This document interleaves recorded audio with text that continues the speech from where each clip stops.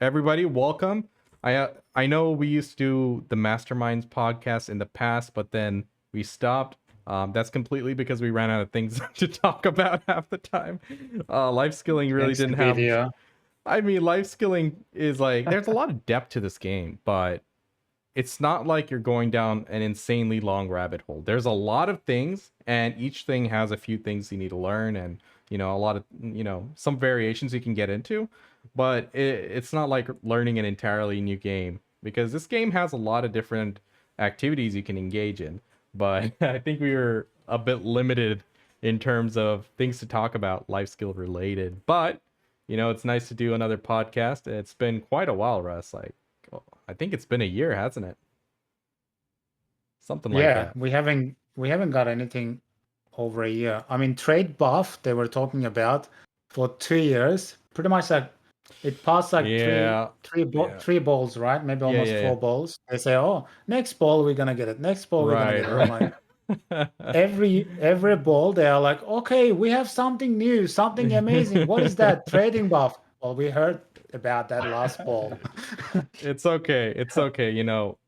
Now we're finally getting some life skill updates after the buffs that grinding has received. People got so upset. They're like, they need to buff life skills. I'm like, listen, they never nerfed life skills either. So I think it's just a matter of time before they get around to it. But, yeah, this should be exciting to talk about. We're going to be going over all of the life skills one by one and just giving our thoughts on the current state and what we'd like to see in the future and just go from there. Moon, this is the first time I'm having you on my stream and YouTube channel after this goes live there. You want to give a quick introduction, bro? Yeah, sure. Thanks. First of all, thanks for having me, and it's nice to meet both of you on a voice call. So yeah, my name is MoonGlider. I'm fairly new to streaming slash YouTubing. I've been doing it kind of like casually for about 1 year, and then I've been going like for this year, I've been going a little bit harder, trying to be a little bit more consistent. Anyway, so yeah, I've been playing Black Desert since launch. Um, and I dabbled in a whole bunch of things. I joined a guild. I did node wars. I grinded, and early on, I did a lot of grinding, leveling up, all that stuff. And then, yeah, I got attracted to life skills for kind of a couple of reasons. One, it was like a chill activity, and two, in my opinion, it was the area of the game that was the least impacted by pay to win. So that attracted me a lot. Where it's like, oh man, at the end of the day, if you're trying to chase life skill levels, you can't really pay to win that. Like Right. you can try to buy as good gear as possible, and you can buy all the buffs, but at the end of the day, you're going to take hundreds of hours of work in order to achieve like a high level. So anyway, that kind of sums up how I got into life skills, I guess. And you did no pay to win, right? No, oh Pretty well, much. Eh, For a while. in the beginning, I paid for the stuff that is permanent. So like I bought weight limit, I bought, inventory slots and the typical things. I did buy maids in the beginning, but Mm-hmm. then yeah, for like a good 3, 4 years of the game, I deliberately avoided paying. I did Mm. not. I wanted. It wasn't like any, you know, uh, it's justified, right? I play the game a lot. It's justified to spend some money on it, but for me, it was like a challenge. Like I didn't want to pay unnecessarily. Right. If I didn't, I was trying to see if I could still have fun with the game and figure out methods to go about it without paying. So yeah, for a while I didn't have a value pack. I played without value pack for like 3 years, and Oh, then but I'm playing with a value pack now because I have a PA partner, so damn. I'm He very finally got it I, for I'm free. He beat the I game. know I'm super yeah, I'm super happy about that. Oh man. He Anyway. beat the game, man. Oh, that is insane. Living without a value pack is so tough in this game. They should make that Yeah. baseline, man. It's so painful not having it. I have a free to Yeah. play account, which I play from Jeez. time to time. Like, I feel you. Yeah, it's rough. I was just like waiting, holding out for the Calpheon balls and stuff when they give us the 7 day ones for free or any Yeah. of that stuff. Yeah. Oh, But yeah. man. That's great. That's great. Russ, Moon isn't like us chugging energy pots 24/7 from the cash shop. I still have my energy pots. Me Let me see too. how many. Oh man, I I mean, got. I have stockpile, maybe 440 sitting here. Oh man, I think I got quite a few. Not as many as you, but I got some numbers. But I Yeah. haven't I got gathered anything in 272. pretty much for a year now. Like I haven't like this pot's sitting there for a year. I haven't done any life skilling last year. I mean, I haven't been playing for over 6 months. Right. You took a pretty long break there. Oh, Yeah, good I mean, stuff.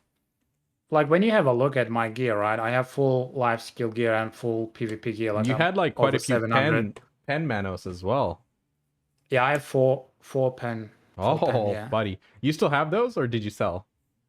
No, I still keep them just in case the Nice. life skill gets buffed, so I can use it as a content. I mean, Awesome. if I sold it, I mean, I will probably like you know high-end PvP gear. Like I'm already like 711 or something gear score, but Right.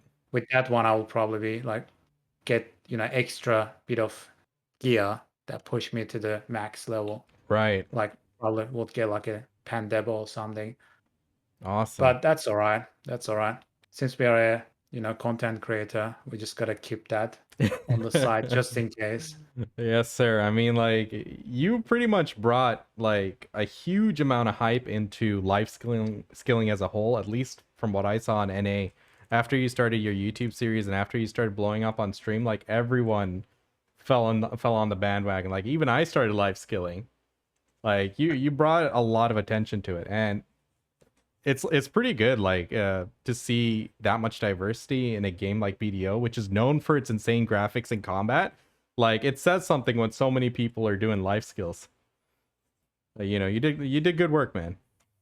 It was fun time. I still believe that I didn't do the justice. Like I had so much opportunities to improve with life skill, produce a lot more content, but I was just quite lazy. I Life, also don't bro. like repetition.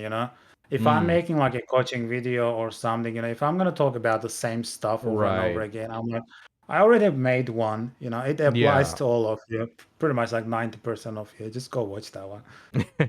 I Um, think I just took quite huge breaks as well. hmm So yeah, I okay, didn't wait. do the justice in terms of content creating. I want to And say then something life skill here. died. Yeah. Go for it, Moon.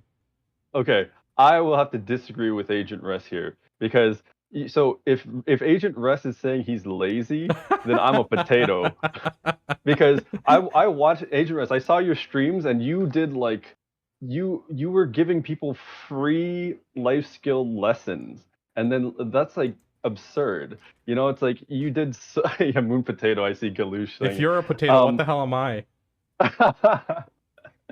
You're Oh a no, man, anyway, slacker. sad. I no Agent Res did crazy amounts of effort, like giving like anybody who wanted it like a free tutoring life skill lesson. So yeah, you did Even the amazing lazy work. peon. Yeah, that's right. I was there witnessing. I saw that in Agent Res's chat as well. hmm Him stopping in. Yeah, it was definitely awesome. Like at the time, I And felt some people used to get mad at me like because I don't charge money. They're like, "Oh, I have money. I can give you like $100 to $100 per hour." I'm like, it's not "Dude, about I'm the money, not bro. doing it for money.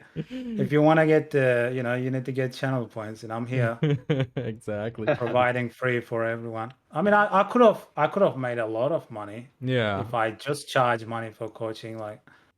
But I I mean, I mean, have a stable job. I don't do exactly. this for money. We're not the full-time streamers. We can't compete with their with their kind of hustle. We got jobs, we got family, yada yada yada, everything else on top of that gaming. It's rough. It's rough. Oh man. But you know what? Like, I'm really excited to see what's going on with life skills right now because we've seen a lot of buffs to grinding. One with Elvia, then they buffed Valencia, and finally they came up with the reboots, which actually were above expectations. I was actually really happy with it. A few classes suffered and still need some attention, but all my classes, like, regardless of their position in like any sort of tier list, they felt good. I enjoy playing Oh, them. I So like, agree. Musa. Musa no, I know Musa was overpowered. I play Musa, by the way. Musa was overpowered or considered that by the community for like the last month or so, and then they just nerfed it. But yeah, more than anything, it feels good. The rework does feel really good to play, regardless of its strength in PvP or PvE. Like the animations link together way more smoothly. Yeah. Sorry, I need to mute myself both on Discord and on my stream now. I'll Oh, I remember. don't mind. My bad. But yeah, absolutely, dude. Like, I think that's like the main thing for them, right? These guys are known for, their combat. Like, there's two types of animations, right? There's root motion, there's split body, and all of our animations in this game are root motion. Whenever we hit a skill, the character will move a certain distance, and it's locked in that animation till it ends, unless there's some skills which have animation cancels. Now, despite that, BDO is known for having the best action combat of any MMORPG, and that's like due to a multiple of things. Like the flows are so good in this game. You can flow and chain skills back to back, and they worked really hard to make those good and fluid. Also, their animations are top notch. Their audio visual feedback is really in sync, and it feels really impactful and heavy when you hit something. So to be able to go from having really good combat already to taking it to another level is great. So after Yeah. all these Wow. buffs for life for that grinding, it's like it's about time for life skills to get back on center stage. What do you think? Agreed.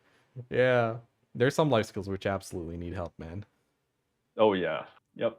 Yeah, something like bartering, trading.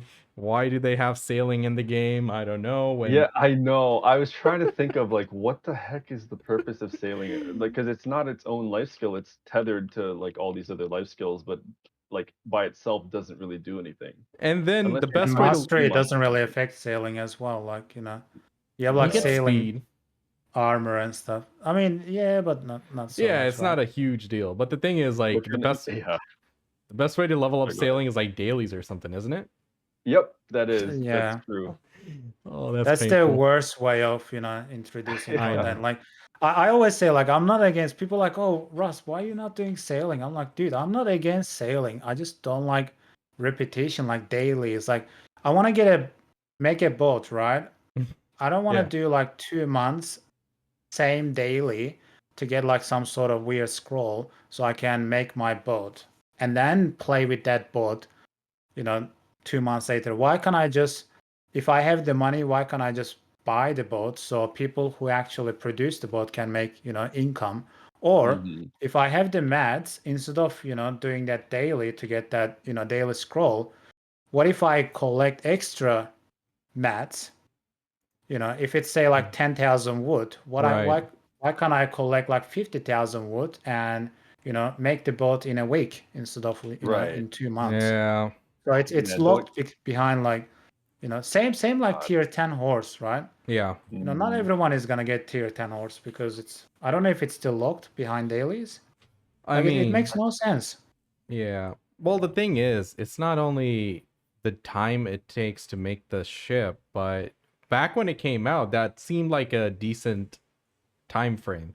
Now the game's progressed to such a point where the amount of money we're making, whether with traditional life skills or even grinding, greatly exceeds what you can do with bartering and such. So then the need for a ship is greatly reduced. And I know a lot of people still do it for like some chill AFK money making. That's great, but it's fallen way too far behind what we can do with grinding. Even if like you have 200 AP and you're in Valencia. So definitely needs help. I think a lot of life skills do. Yeah. So for with regards to dailies, man, I totally agree. Like I was thinking about it, like what is bad about dailies? And to me, there's like two main problems, and they're at the opposite ends of the spectrum, surprisingly. Like first of all, if you want, like Agent Russ was saying, if you want to get it faster, you can't, right? If Hmm. you actually want to do the activity, you can't. You can only do it once, and then you got to wait till tomorrow. So it's like, it prevents people who actually want to play the game from playing.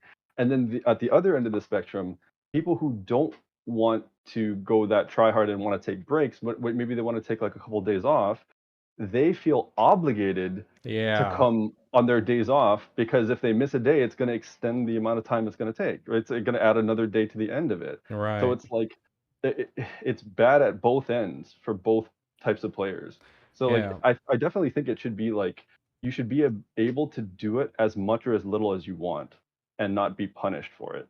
Yeah. When it came out, I understand the reasoning behind it because bartering was an insanely good way to make money. It was low effort and it brought in a lot of cash, like comparable to grinding almost. Maybe it was a bit behind, but for the average player who didn't have like enough gear score to grind Stars End or Sakraya at the time, it was really good money. So it made sense then, but I think it needs adjusting now. But we'll get into detail with every life skill in our talk tonight. But how about we get started with like the basics? What do you guys think is the current state of life skills? Like, I haven't personally. I know Russ, you haven't been into it lately, but I haven't touched life skills in a while. So Moon, I'm gonna be pointing this one straight at you. Okay.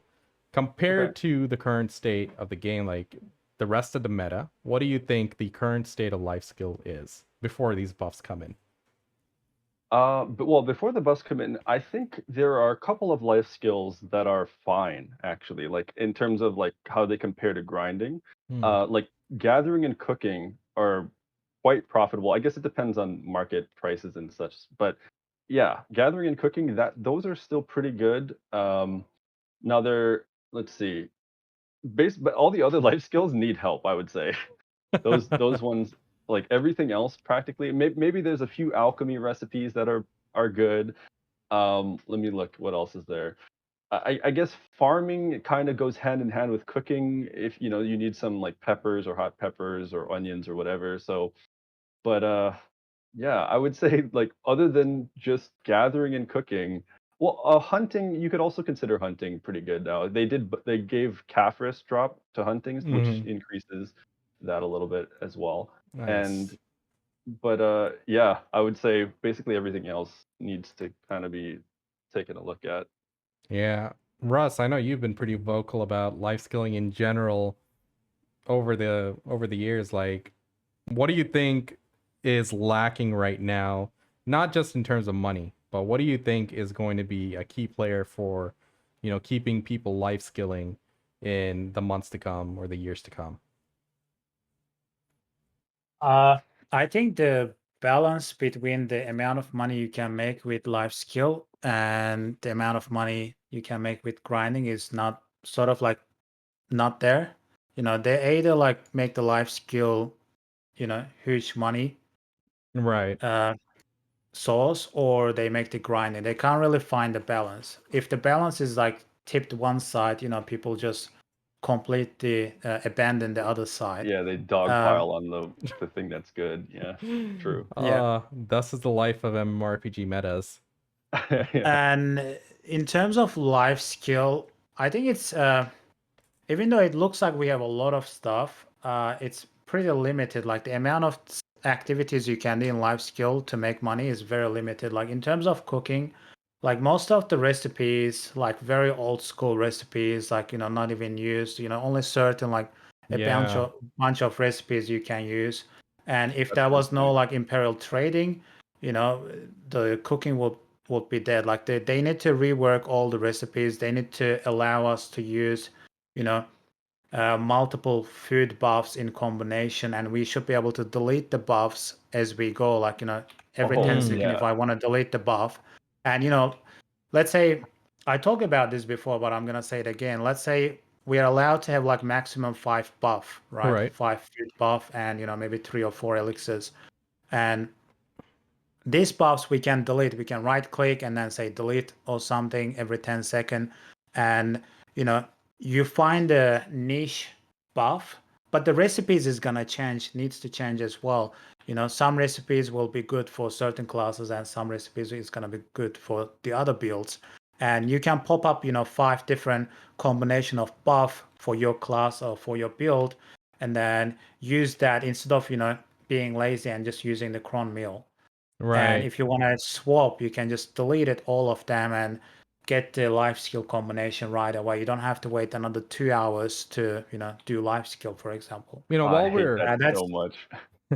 Having to wait. that's one thing I can recommend. And they might complain, oh, the health is affected by the amount of LPXP. food you consume. I'm like, dude, you have enough brain to develop this game. Don't you have enough brain to benefit from health every 30 seconds? Like, doesn't matter how many buff you pop, every 30 minutes, 30 you're minutes. gonna have a cooldown.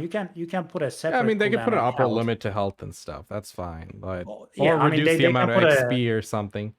But while we're talking about this topic, let's just dive right into cooking. I guess. I mean, we're Yeah. already going after it. Russ, what do you think about cron meals? Because when I was first learning about like life skilling and stuff, I heard you say it multiple times.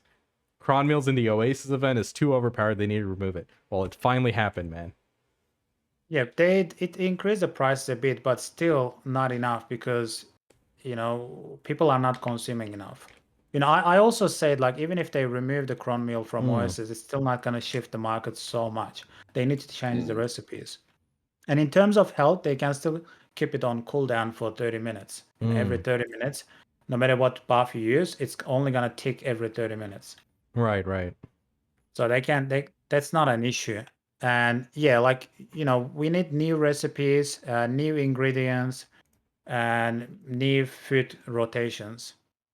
And the cron meals is something, you can just pop as well. Like, you can keep the cron meals for certain quest or something, but Mm-hmm. we need actual food combinations, rotations. What else I can think of about cooking? What I'm are not your even on thoughts, my Moon? lifestyle character. With cron meals, I haven't actually, in terms of the profitability of them, I actually haven't made them to try to sell to the market or anything. Mm-hmm. But yeah, it definitely seems like the demand. I know there was a lot of panic at first when the Oasis event was, and a lot of Yep. people cashed in on that panic, but it was misplaced panic, Right. where like people didn't realize that they really don't need that many cron meals. Yeah. 100 will take I think you a long yeah, way. like yeah, like if for an entire year, what is the cron meal like? It lasts for what, two Hour and a hours? half, 90 minutes. Yeah. So let me just double check to make sure. Yeah, 2 hours. Right, it's 2 hours. So that's 14 a day times 365. You only need like 5,000 cron meals, and that's if you don't sleep, right? Like that would last you an entire year of permanent uptime cron meals. True. So like you really don't need that many. So yeah, the demand for is not as high as it was perceived when the panic was Right, ensuing. right. So, do you do a lot of cooking, Moon? Silly I question to do. ask. Yes, I do. That is my primary money making activity. I will gather, and mostly I do Valencia meals, but recently I've been doing Odalita meals as well and Balanos meals, because I had a whole bunch of the reason I do Balanos and Odalita was because of the push to G50 hunting. I had a ton of wolf meat and wolf Right. blood. I was trying to figure out like what can I make with this stuff. Now that I have all this Yeah, like stockpile. So, but yeah, those are like basically the three recipes that I swear by. definitely. I always believe there should be diversity in gameplay. So, I really appreciate cooking because, it's one of those chill activities that you can just sit there and do Mm. AFK or even power through, but it's chill.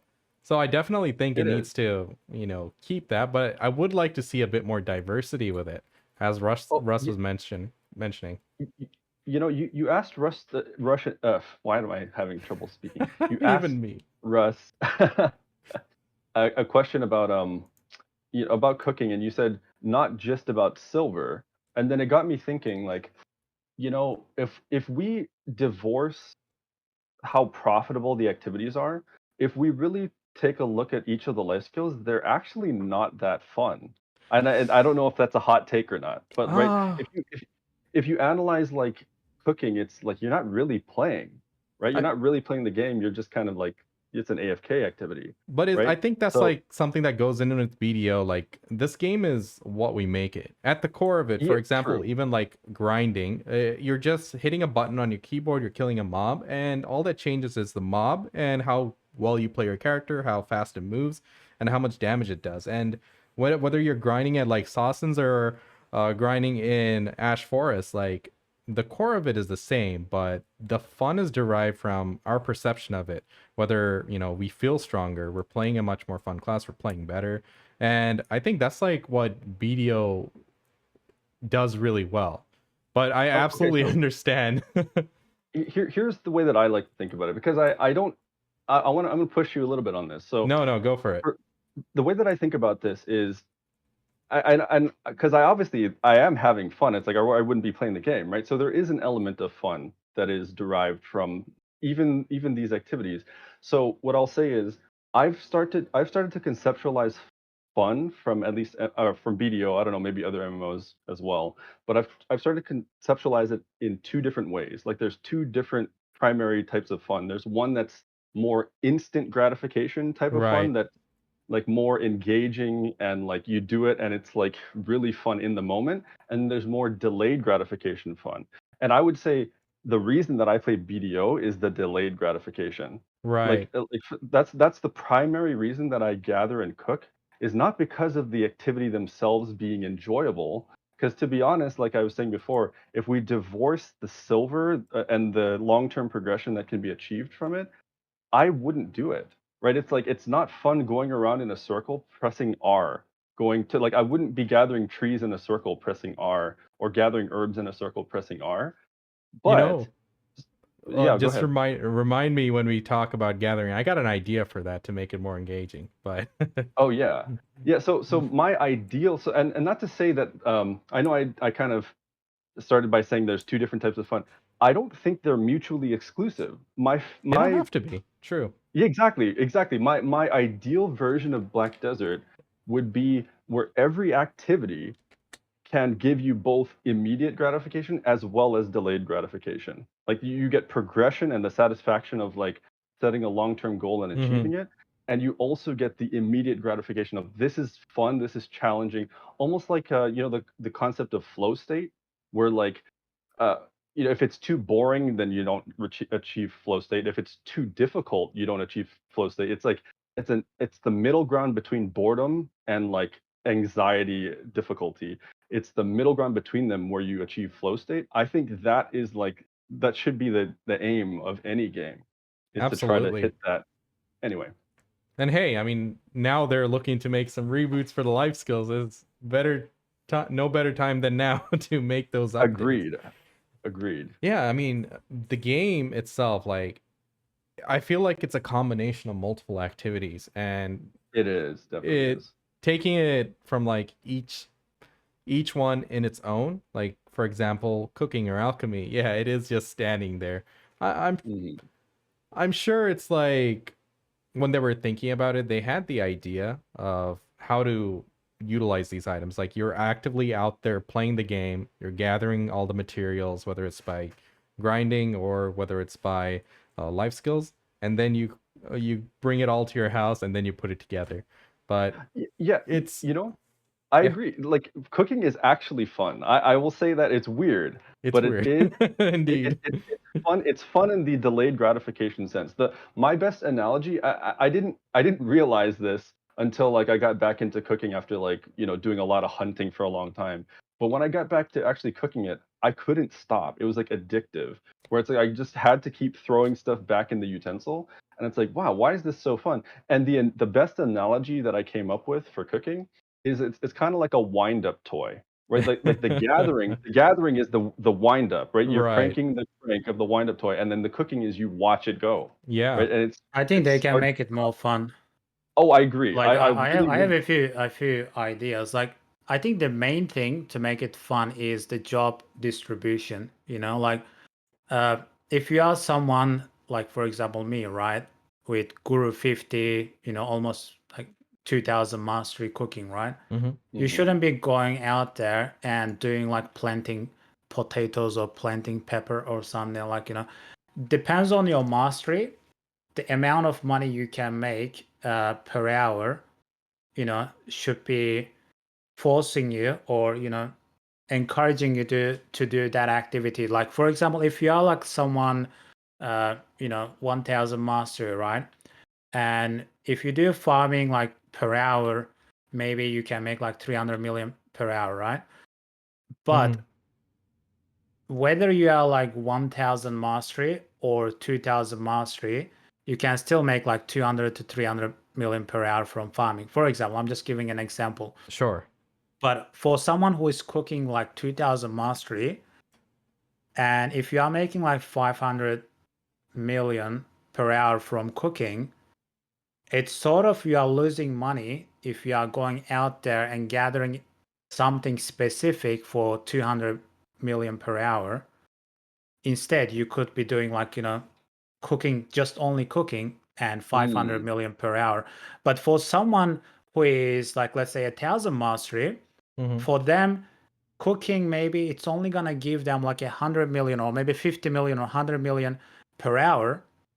So for them, it will probably be beneficial to go out and gather the stuff and make like 200 or 300 million per hour, or do farming from those activities, and then sell it on the market, and then continue doing that activity. And people who has like high mastery, they can buy that off them, for 200 or 300 million, and then put a bit of extra effort and make it like 500 million per hour. So it's like, we need a job distribution. Like not everyone can do everything. If you are like forced to do everything by yourself, it's become like very tedious, and it also has like a lot of limitation. Like at the end of the day, you're like, oh, I am 2000 cooking, but I've been forced to do these certain activities for 3 hours, which only yields me 50 million per hour. Like it doesn't make sense. You know, 50 million per hour job, someone should be just starting the life skill, like with like, I don't know, like with that quest gear.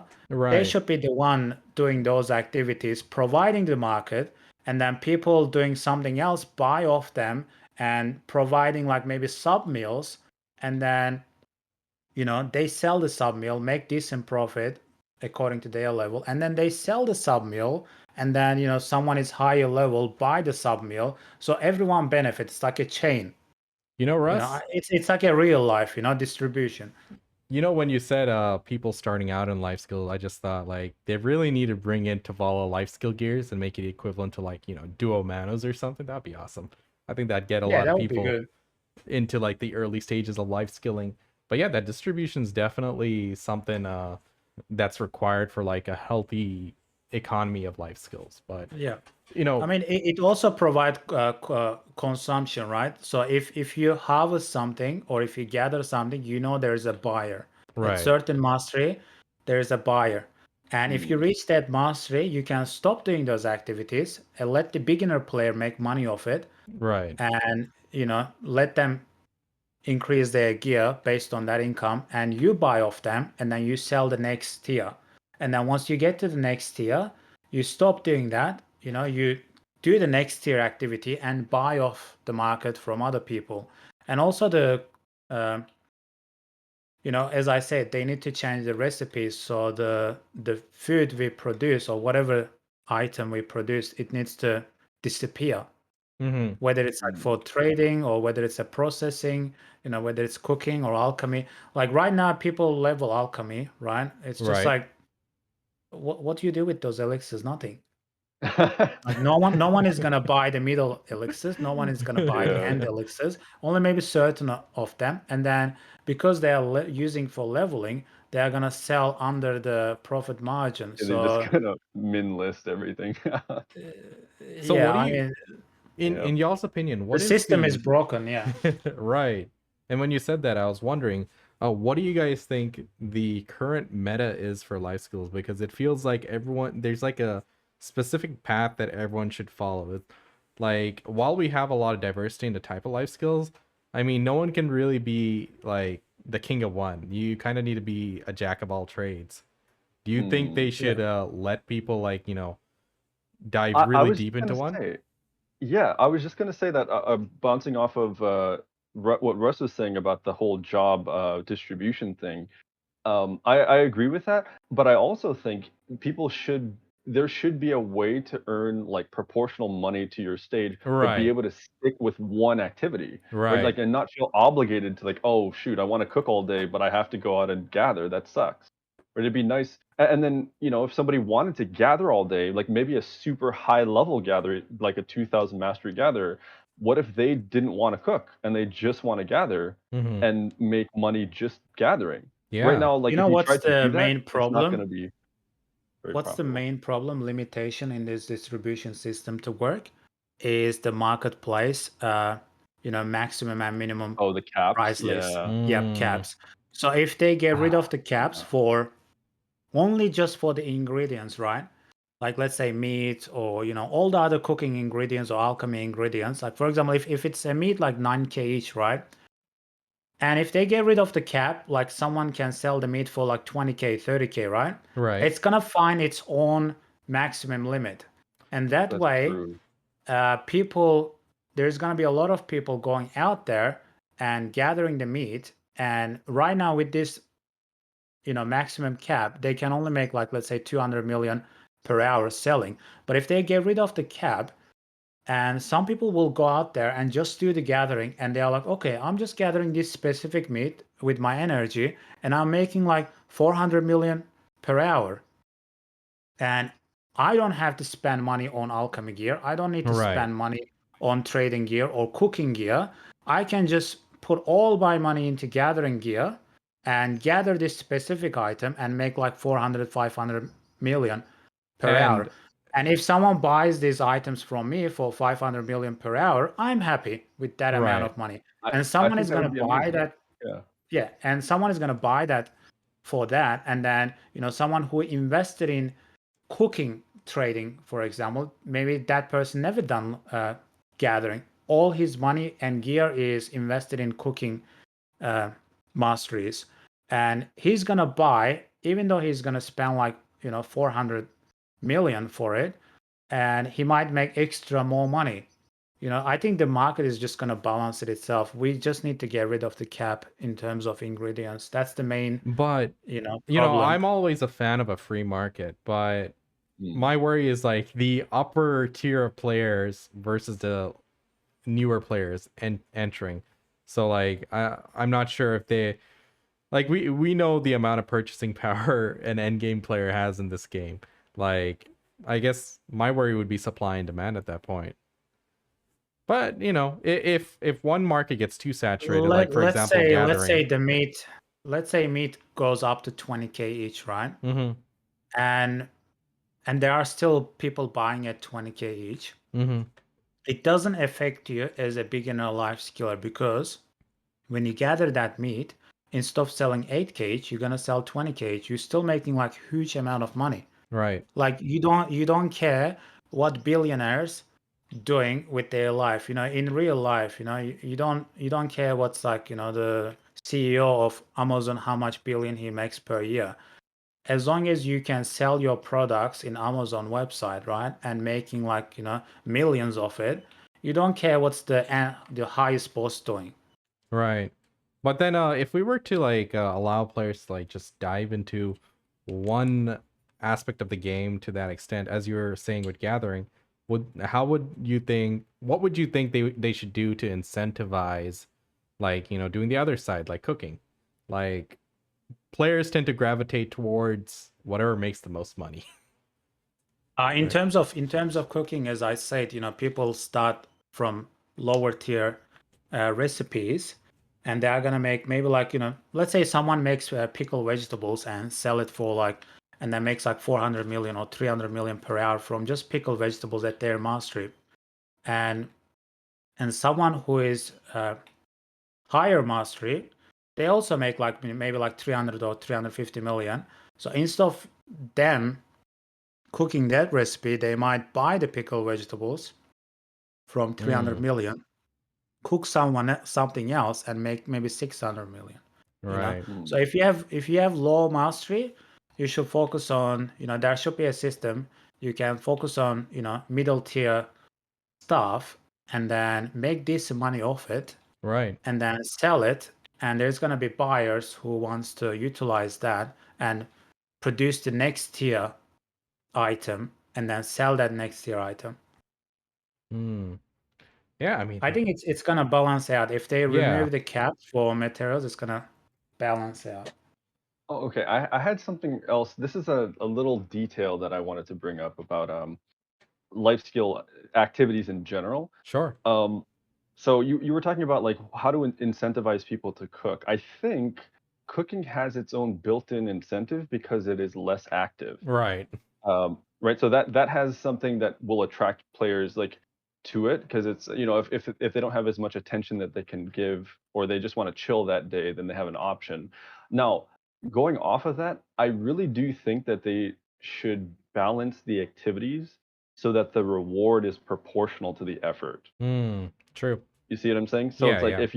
if you're actively gathering a lot, you should be making more than if you're standing AFK at the cooking utensil, right? Because it takes a lot less effort to cook than to gather.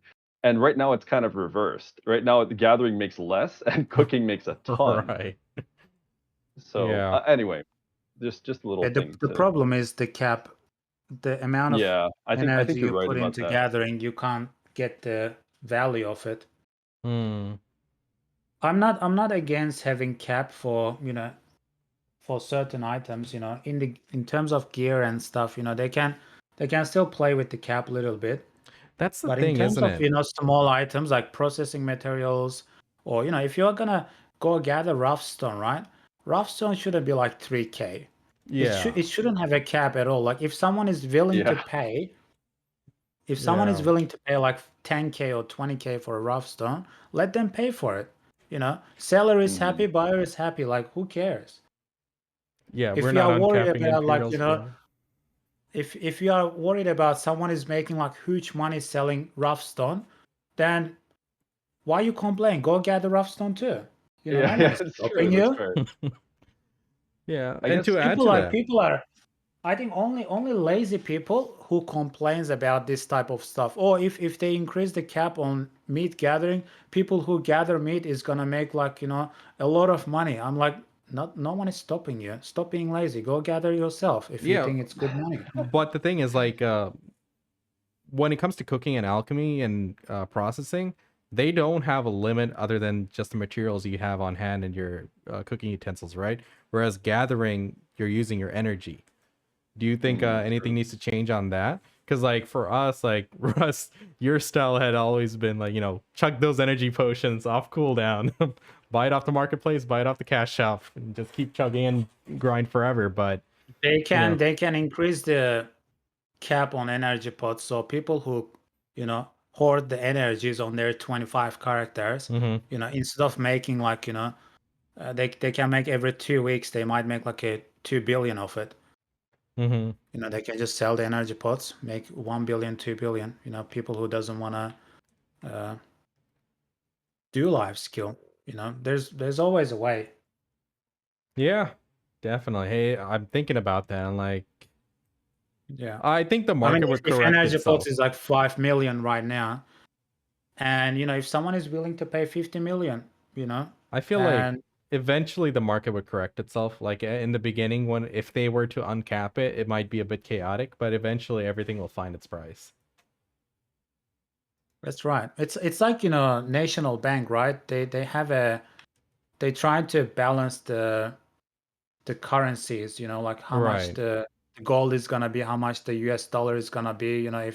If the US dollar is going low, they sell it to keep it at certain level. Just let the market be. Right. Yeah, I mean there could be like issues with like manipulations and stuff. I mean, imagine like one of the merchant ring users decides they want to go gung ho on life skills, and them and their 5% tax free deductions. It's like they can go crazy, man. But I think that's a bit too merchant much rings to. shouldn't exist in the game at all. It's too late. It's too late. Yeah, oh I man. don't think. I think the handful who do have merchant rings will go up in arms. They'll start a war. But Oh yeah, god. excuse me. But yeah. It's a ridiculous item. Shouldn't even That exist in the is. game. But it It is wouldn't affect ridiculous. too much. Like one person I've seen one wouldn't of my affect too close much. friends grind for well over a year and he's still not done. So it's like there's some people who like go super hard. I know Blonde Bear was at Olin's forever. I don't know if he's got his piece yet. I need to look into that. Last But I checked, he was still trying. He is still going for it. He's like oh, 1,200 hours or something. dude, And he's like the Kugels of Olin's right now. Oh man. yeah, yeah, exactly. Oh, I And really hope it's he a gets life it. investment, man. If It someone is gonna is. spend like that many hours into game, whether they are lucky or not, let them have it. Who cares? But the Someone thing is, become like, god in the game. Russ, Olin's makes a ton of money. It's like the best money maker right now. Like the upper limit, people are breaking well over 600 mil. Like once they min-max things, but That's group content, right? yep, Yeah. I'm proud of that. I'm like, yes, group content for the win. Mhm. Yeah, we need more group content in the game. Absolutely. Even for life skill, we need more group content. I mean, that Exactly. distribution system can help a little bit, but we still need group content in life skill. Yeah, like, you know. imagine I that we have like totally hunting, agree. right? Like there's an area of elite hunting mobs where you have to group up and kill that mob because one person isn't going to handle it.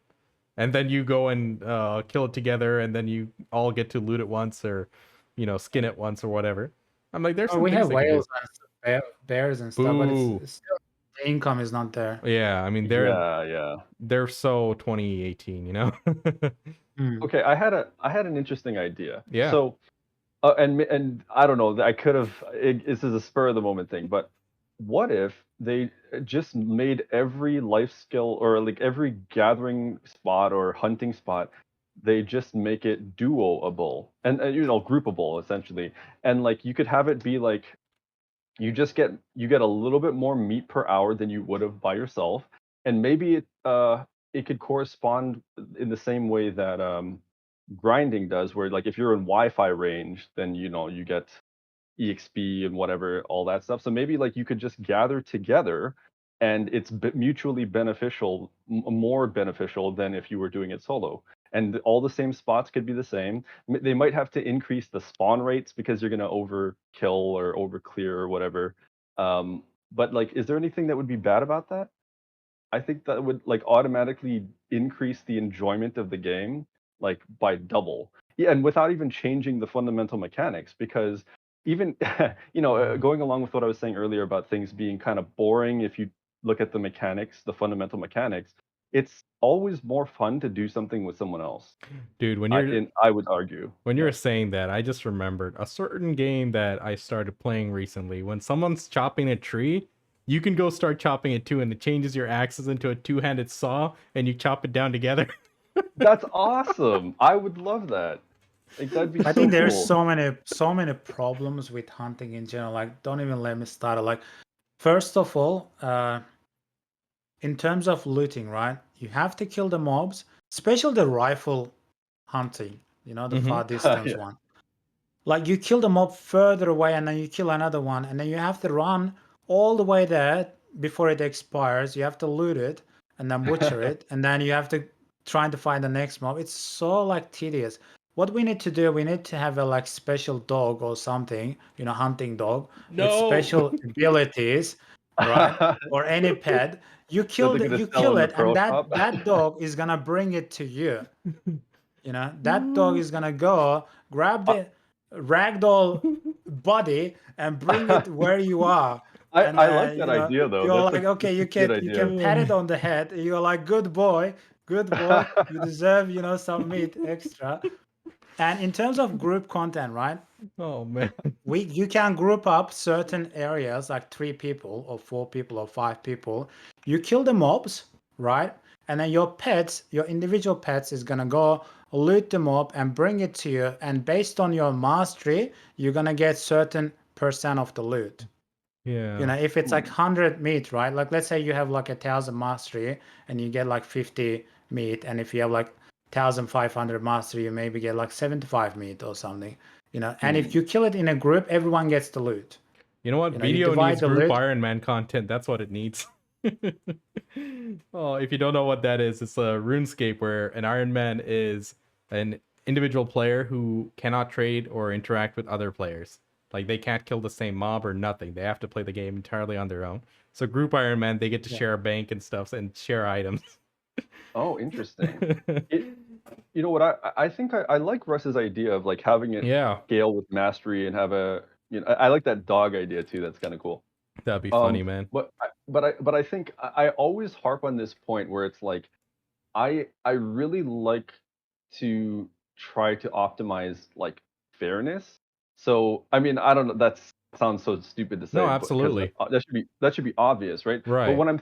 if I'm thinking about this, like if the person with lower mastery did more of the damage, I feel like they should be entitled to more of the loot. You know what I mean? Hmm. Like, like if the guy with high mastery just kind of sat there and one tapped it for like the last, like or like hit it for like 1 HP, and then the other guy did all the work. I feel like it should be proportional to your effort, Right. right? The reward should be proportional, regardless of mastery. Although mastery could play a part in it. If there was like group hunting or something of that sort, the way I would want to balance it is not make everyone going after the same pot. Like it's not like a 200 meat dropped and everyone it's distributed among everyone.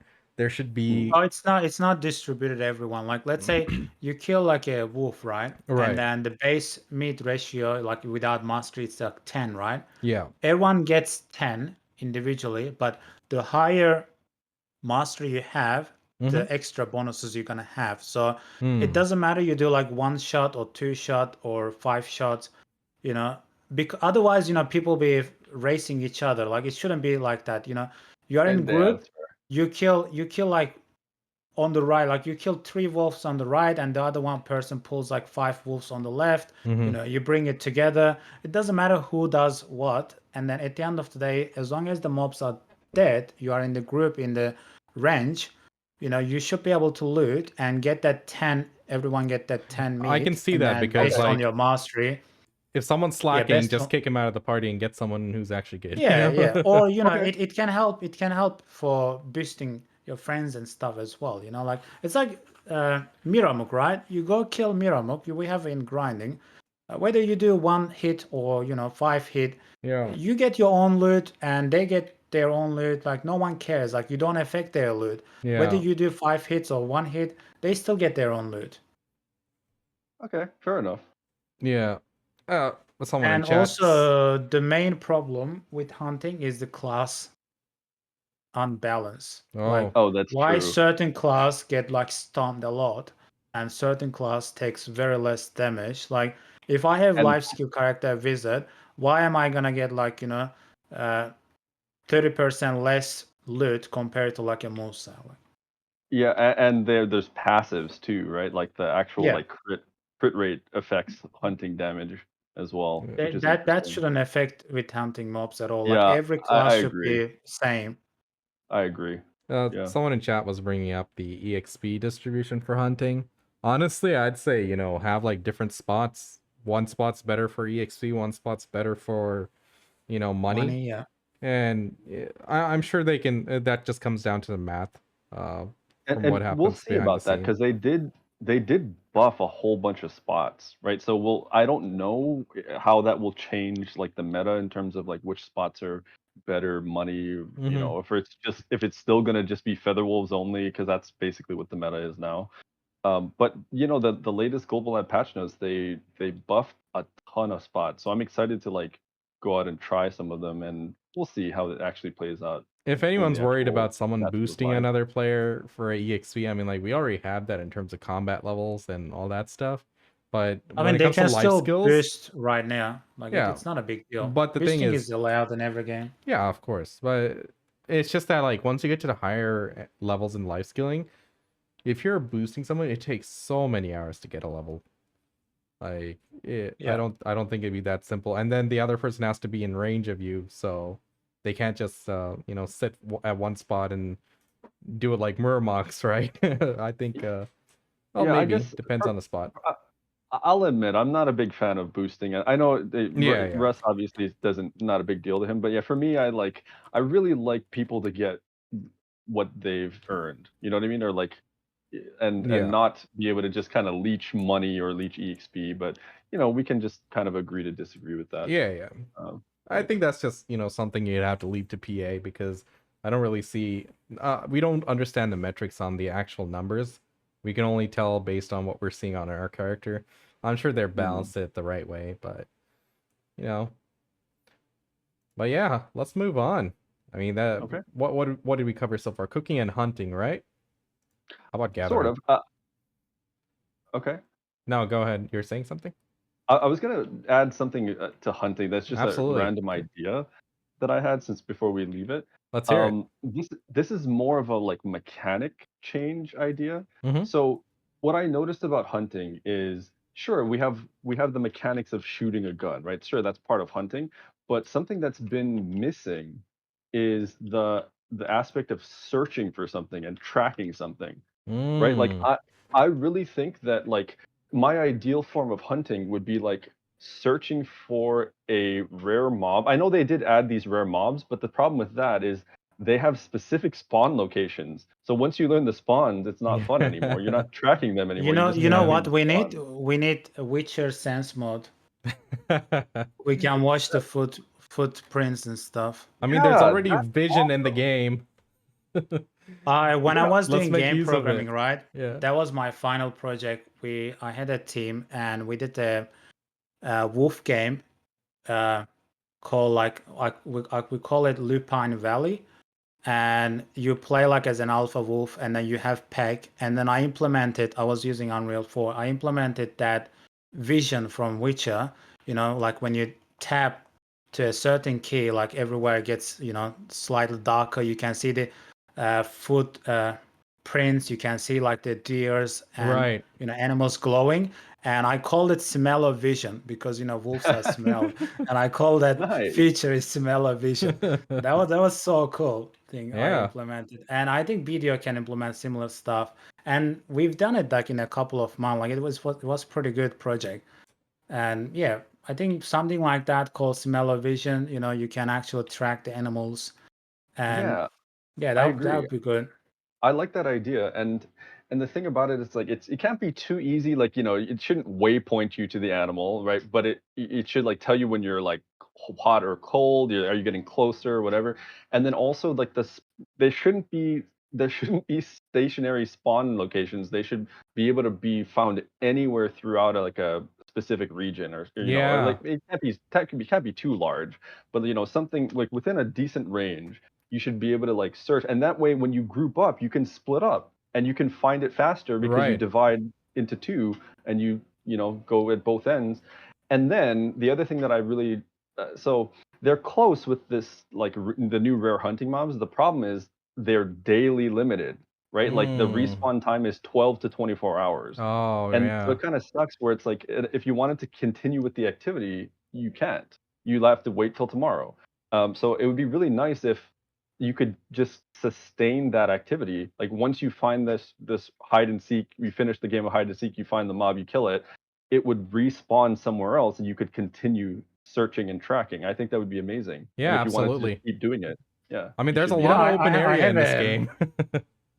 I have a big idea in terms of hunting, but it needs a lot of AI building. Um, it's like the people they used to in real life, like 1,000, 2,000 years ago, how they used to do hunting, right? They have like, let's say you go in a hunting party, right? You have like, 50 people. You send like flanks teams to certain areas, like, you have like left flank, right flank, front flank, like some goes north, some goes east. And then they chase the animals to the middle, and then in the middle people snipe the animals. Like, you are in a big forest, Oh, right? You go in a big forest, you send like, if you like 2-3 people on the left, 2-3 people on the right, and Yeah. 2-3 people on the north, and then you just like, hiding on the south.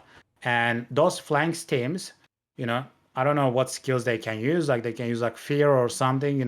They just like guide the animals to the middle section, and then in the middle section, when the animals approach the middle section, they just give the, I don't know, like the signal, and then those people like waiting for, with rifles and stuff, and they can, kill the prey. So that'd be that's like awesome. real life hunting, like they used to do like 2,000 years ago. They could like So have like a they hunting can bus, implement right? something like that, like make like very advanced hunting system. Yeah, if they have like a hunting elite, like not the kind of elites we have right now, but something, let's just call it a hunting demi-boss or something. And it roams Yeah. around in a wide area. We have to track it down and, utilize certain group mechanics to do it. I'm sure like it'd be a fun thing to do. Like, let's say on average, it's like 5 to 10 minutes to find and kill one. They can scale up the EXP and the loot accordingly. Exactly. Yeah. That definitely make it a lot more interesting, Yeah, like it- let's say like special word balls, like a couple of big deers or some mystical creature, and then you put like a bear traps and stuff in the middle, and then you just lure the animal to that area, and then slow it down, or you sound like you throw like rifle shots and stuff. Animals start bleeding and losing blood, and as it goes, if you don't shoot, it this guy's getting recovers. real If detailed. Yeah, I'm you getting know, a they go like painting in my mind. unconscious a little bit from the blood loss. I don't know, like you can make it like huge like hunting game. Bottom line, it would be cool to have like some sort of activity that Yeah. breaks from the monotonous grind. First, we Yeah. need to implement the dogs getting the loot. Then we'll think about all extra stuff. And then only tier 4 pets can bring you the corpse of that big boss we just slew. Drags it Yeah, on the what floor. happened to tier 5? They were talking Please about tier 5, no. right?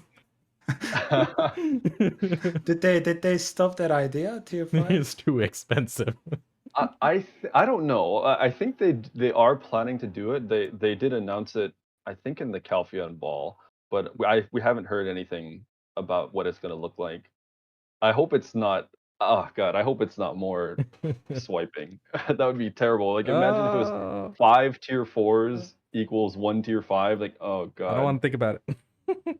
that's awful. Don't give them ideas. And I hope it's not like 2 Nah. months dailies. I mean, if you Oh look yeah, at that the would be terrible too. even if we look at the tier 4 and the formulas for getting a tier 4, if they followed the same route, it would still be kind of expensive, but if it happens, it happens. Well, what if they say like combine 2 tier 4s and get like 100% tier 5? That would be yeah. alright. So I Yeah, if hope it's it's not the same guaranteed. formula. Because we have a lot of extra tier 4s right now. I hope it's not following the same formula. But Yeah. yeah. Well, hunting is definitely a part that's I felt has a good foundation, but they can definitely add to it and expand and make it better, more fun. Agreed. So we are in gathering now. Yeah, I mean Yeah. that's the thing with like a lot of things in this game. Like the foundation's there, they just need to build up on it, and I think yeah, their biggest completely agree. the biggest thing they need to focus on is fun, because Yep. that is what's going to increase the longevity of a certain activity or the game in general. But let's hop into gathering. I have like I got some minor ideas which could make it a bit more active and fun. What do you I guys think think? I already talked about the loot. Right. Whatever you gather is not worth selling. With the caps. And I think another biggest annoying issue with gathering, how many times you went up to a tree to gather and the tree is not there? Make it Oh, disappear. God, I And was you just- have no I indication. had that. That was the number one thing that I had written down. Actually, was like the trees should fall in this game. Why? Why do the trees not fall? Or at the very least, they should disappear because it's a functional problem. Because you go up and you try to gather, it's not there. Yeah. And then you have to memorize which trees you've gathered so you don't accidentally go back to it, and it's so annoying. And also, like when you're gathering a tree, right? And if you step back, why do you lose your progress? If you have a saw true. and chopping the tree, and then you can chop, like you can back out and chop like 5 hours. That tree is still not It gonna heals fall. itself. Oh man. It's like, are you blind or you just missed the spot again? The act of grinding, I say, I'm gonna give you guys an idea, but I want to be very clear. Do not remove the existing method of just going up to it and pressing R, but we can add to it. So when we press R, a bar comes up and it slowly fills and then completes the action, right? That means, you cut the tree or mine the rock. But in between, there should be like a hotspot in that bar, like a small sliver where if you hit R again, you should instantly cut it down. And this spot should be a variable. Like this was a mechanic in a really old game, and it was actually fun trying to hit it. Back then we had to click it, but let's take it a step further and give it a hotkey.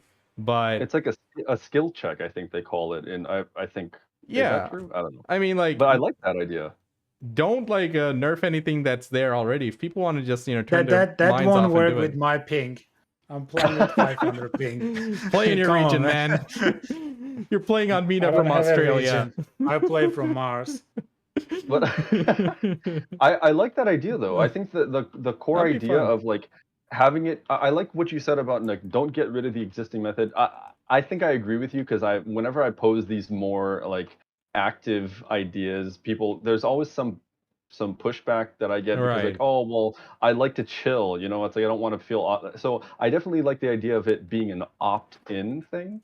right, But you can just speed it up, right? If it's like if you do it, then maybe not only speed it up, but you also get more wood if you like crit hit or the skill check or whatever right. you hit it in the red zone, kind of like the fishing mini game thing or I mean, it's just one of those things. yeah, Like, if you want to go hard, just go hard. Like, you can be like yeah, fully focused in and hitting each of those every time. But I also think the gathering time need to be adjusted, and they like each gathering, like when you're gathering meat, right? It shouldn't be 2 second. 2 second is too low. They need to mm, increase the gathering time, but also the gathering meat, like gathering size. I Like see what you're instead saying. of chopping a tree for two mm, second and getting like 10 wood, scale it, but you make it can longer. chop it for like 10 second. Hmm. Instead of 2 second, you chop it like 10 second or 20 second, Hmm. and you get like 50 wood or something. Right. And every mastery you get, every mastery cap, that should reduce slightly the gathering speed as well. Not just like oh, you just put like 5 gathering and that's it. That's your max limit. Yeah, I think that is an It's just outdated. too easy. That's too easy. I That think is it an needs Yeah, to I be outdated agree. updated with aspect. mastery. Yeah.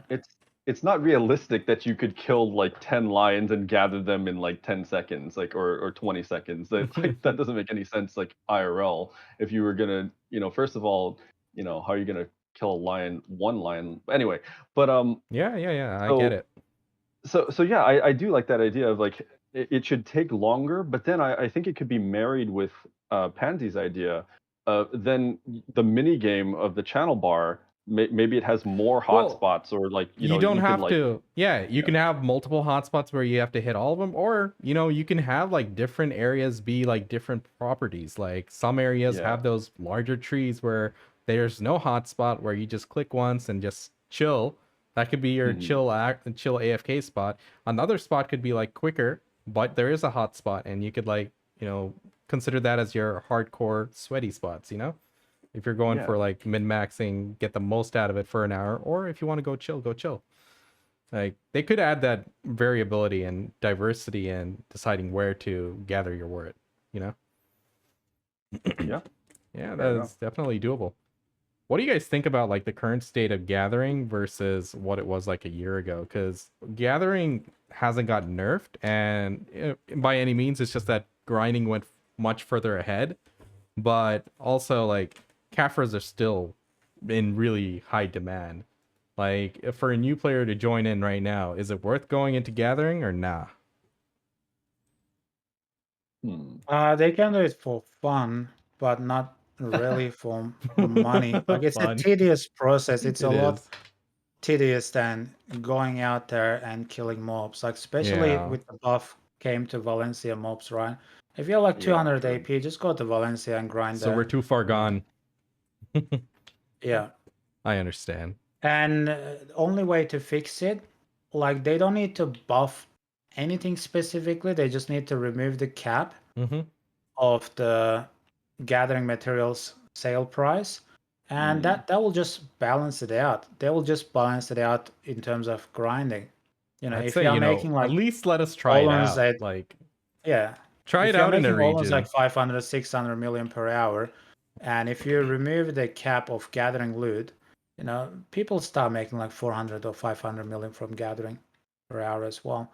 And there's gonna be still limitation in terms of energy, you know. Yeah. And they need to increase the cap in terms of selling the energy pods as well. So if someone is not doing life skill, they can sell an energy pod. Like, you know, if someone wants to pay 50 million for energy pod, you know, you're happy. You know, you can sell 20 of them and, you know, make like $1 billion or something. Yeah, man. I need to just check Seller how is many. happy, buyer is happy. Only devs are not happy. I don't know why. Yeah, I think it's like 3.6 mil each right now for energy pots on NA. Something like that. I'm not sure how much in here. Anything else you Yeah, guys want to add for gathering before we move on to the next one? Well, so here's what I would say. I think in for life skills, this is kind of more in general for life skills, but like I think the main reason that people are attracted to life skills, I could be wrong, but it's probably just because it's chill. It's a lot more chill. I think there's a lot less competition, and when there's competition, they're nicer. Your brother at that grind spots, there's a lot of very aggressive people and all that kind of stuff. And I think life skills attracts people who want like kind of chill, consistent, laid back um, activity. Um, Now, where was I going with this? I forgot what I was going to say after this. I don't know. I was thinking about the guy who flagged up on me for my gathering spot the other day. I'm like, Oh, not that the that other day, a happened. while That has back ago. happened. Yeah. Yeah, that has happened to me a couple of times, and it sticks out because it's rare, right? It rarely ever happens. Usually, people will ask me, "Hey, how much energy you got left, or how long will you be here?" That kind of stuff. Um, so yeah, let me see. I I think see. I that lost. that problem would be avoided if they increase the gathering speed from 2 second to 20 second and increase the ratio. Like that way, you know, 2, 3 people can do like That's the next true. scorpion. You know, 2, 3 people can go to wolves and, you know, gather. You don't need to, you know, just like You could rush share the one spot. spot to Yeah, another. Yeah, you can share Yeah. it. Like the amount of mobs we have is not And enough. it'd be nice if you can Gathering. like chill with other people, like, you know, just see other people there over there, have a nice agreed. conversation while doing it. Like, I don't Oh yeah, understand what's the point of like limiting gathering like life skillers in that regard, because like there's definitely enough space. Like, I don't think they'd lose out on anything. that's another thing I forgot to mention. So earlier when I was talking about, we were talking about group or like content for life skills. So the reason that I say that uh, grouping up should yield more than if you were to do it solo, and like more for myself or each individual. Like they Okay. should get, each person in the party should get more Mm-hmm. than if they were doing it solo. The reason I say that is because then the default will be to group up. Because if it Right. was just the same, if it was the same for everyone solo or not, then some people wouldn't group, right? And the problem with that is like then you're not making friends and you're not playing with each other, and Yeah. it's an MMO, right? It's an MMO. You're supposed to play Absolutely. together. So I It's an do think that extra it should be. effort to find people group up. So, you That's know, Yeah. if true. it Yeah. if it doesn't have extra benefits, why would you go extra effort to find Right. people? Exactly. This does feel like a solo game for the most part. I mean, like recently they started adding 99%, yeah. a little Yeah, bit more of the agreed. group grinding, but for the most part, it feels like very much of a solo game. You're in your own silo. It would be nice to be like, you know, incentivized to be more social and, you know, make Yeah, more friends. And that would be like good for the game in the long run, for the health of the game. Like when you're happy, like you're making friends in a game, you have people to chat with, hang out with, or do activities with, you're more likely to keep coming back to the game. agreed. And so Even the battlegrounds like RBF and stuff still solo. You might join like with randoms, but Yeah. there's no voice comms. You know, like there's no strategy. Yeah. You know, mm, it's like it's solo play. One I one mean, ninja can go from flag to flag or just backlines, just do their own thing. they You know, can like they are so gonna add like unorganized. new arenas and stuff. I guess that would be the more, you know, less casual thing. The current RBF is Yeah. a casual environment where, you know, one of the team wins, the other team loses. It doesn't matter, just queue into the next one. But, you know, for life Yeah, skilling, I think the it's reward is not there. for life skilling, you're putting in a lot less inputs. I think it's definitely worth them, you know, exploring the idea of more group content for life skillers. Like, yeah, it could be a bit yeah. tedious to balance out the numbers in the beginning, but the long-term benefit is a lot, you know, a lot to ignore.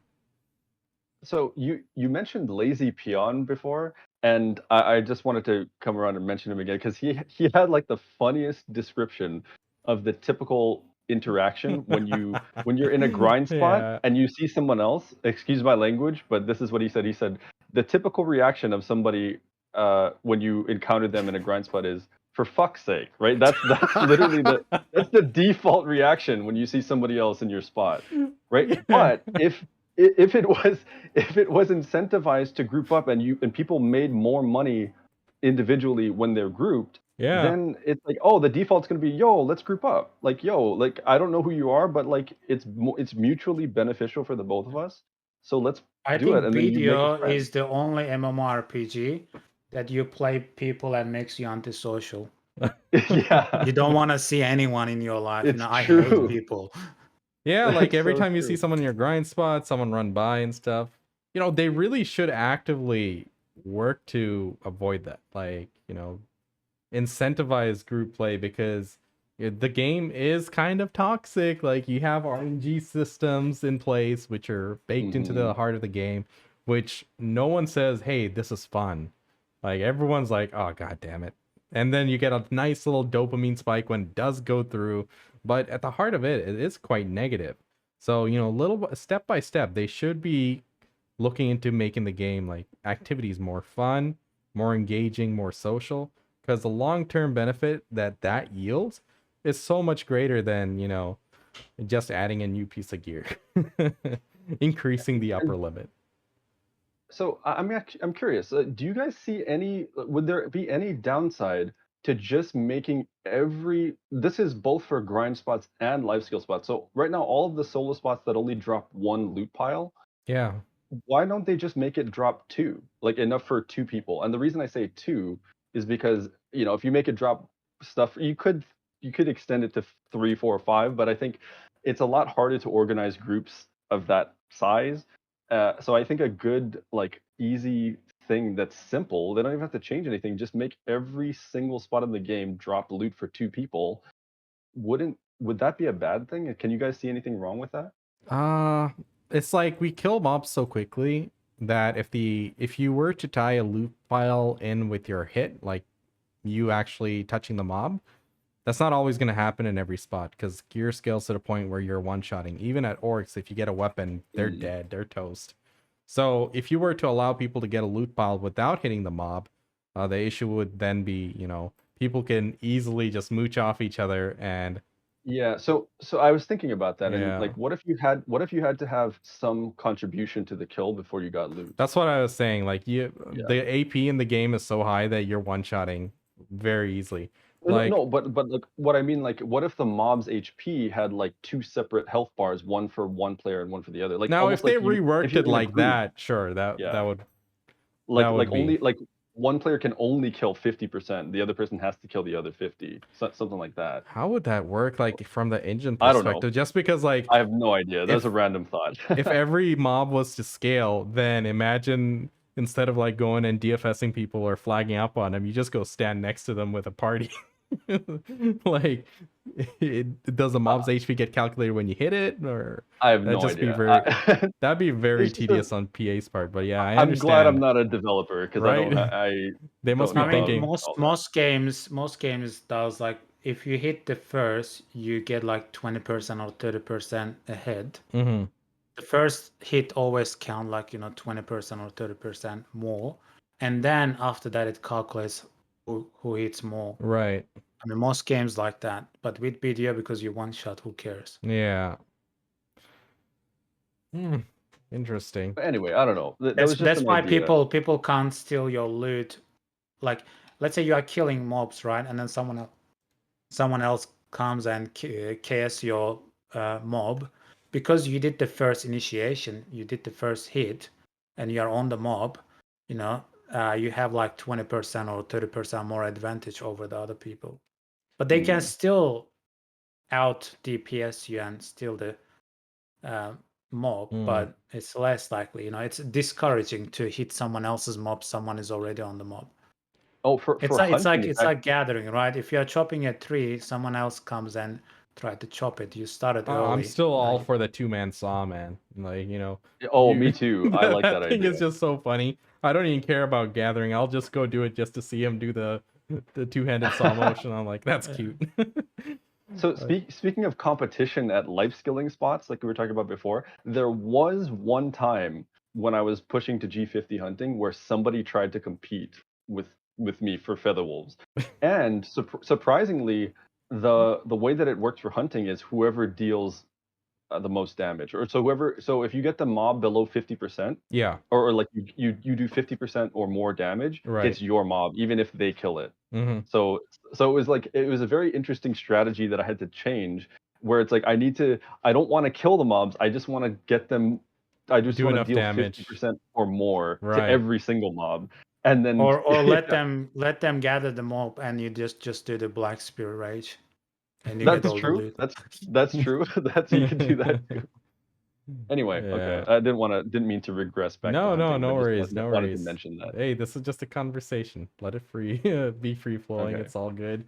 But So we in should be. terms of long weighted trade buff, they talk about 5 balls ahead. Oh, buddy. know, Yeah, yeah. Let's move on to the how next life skill. Let's go ahead and get into trading Okay. since you how brought it how are up. they gonna do it? They need to bring something so amazing and it's worth waiting. It's not. It's if they are gonna make it like similar to bartering.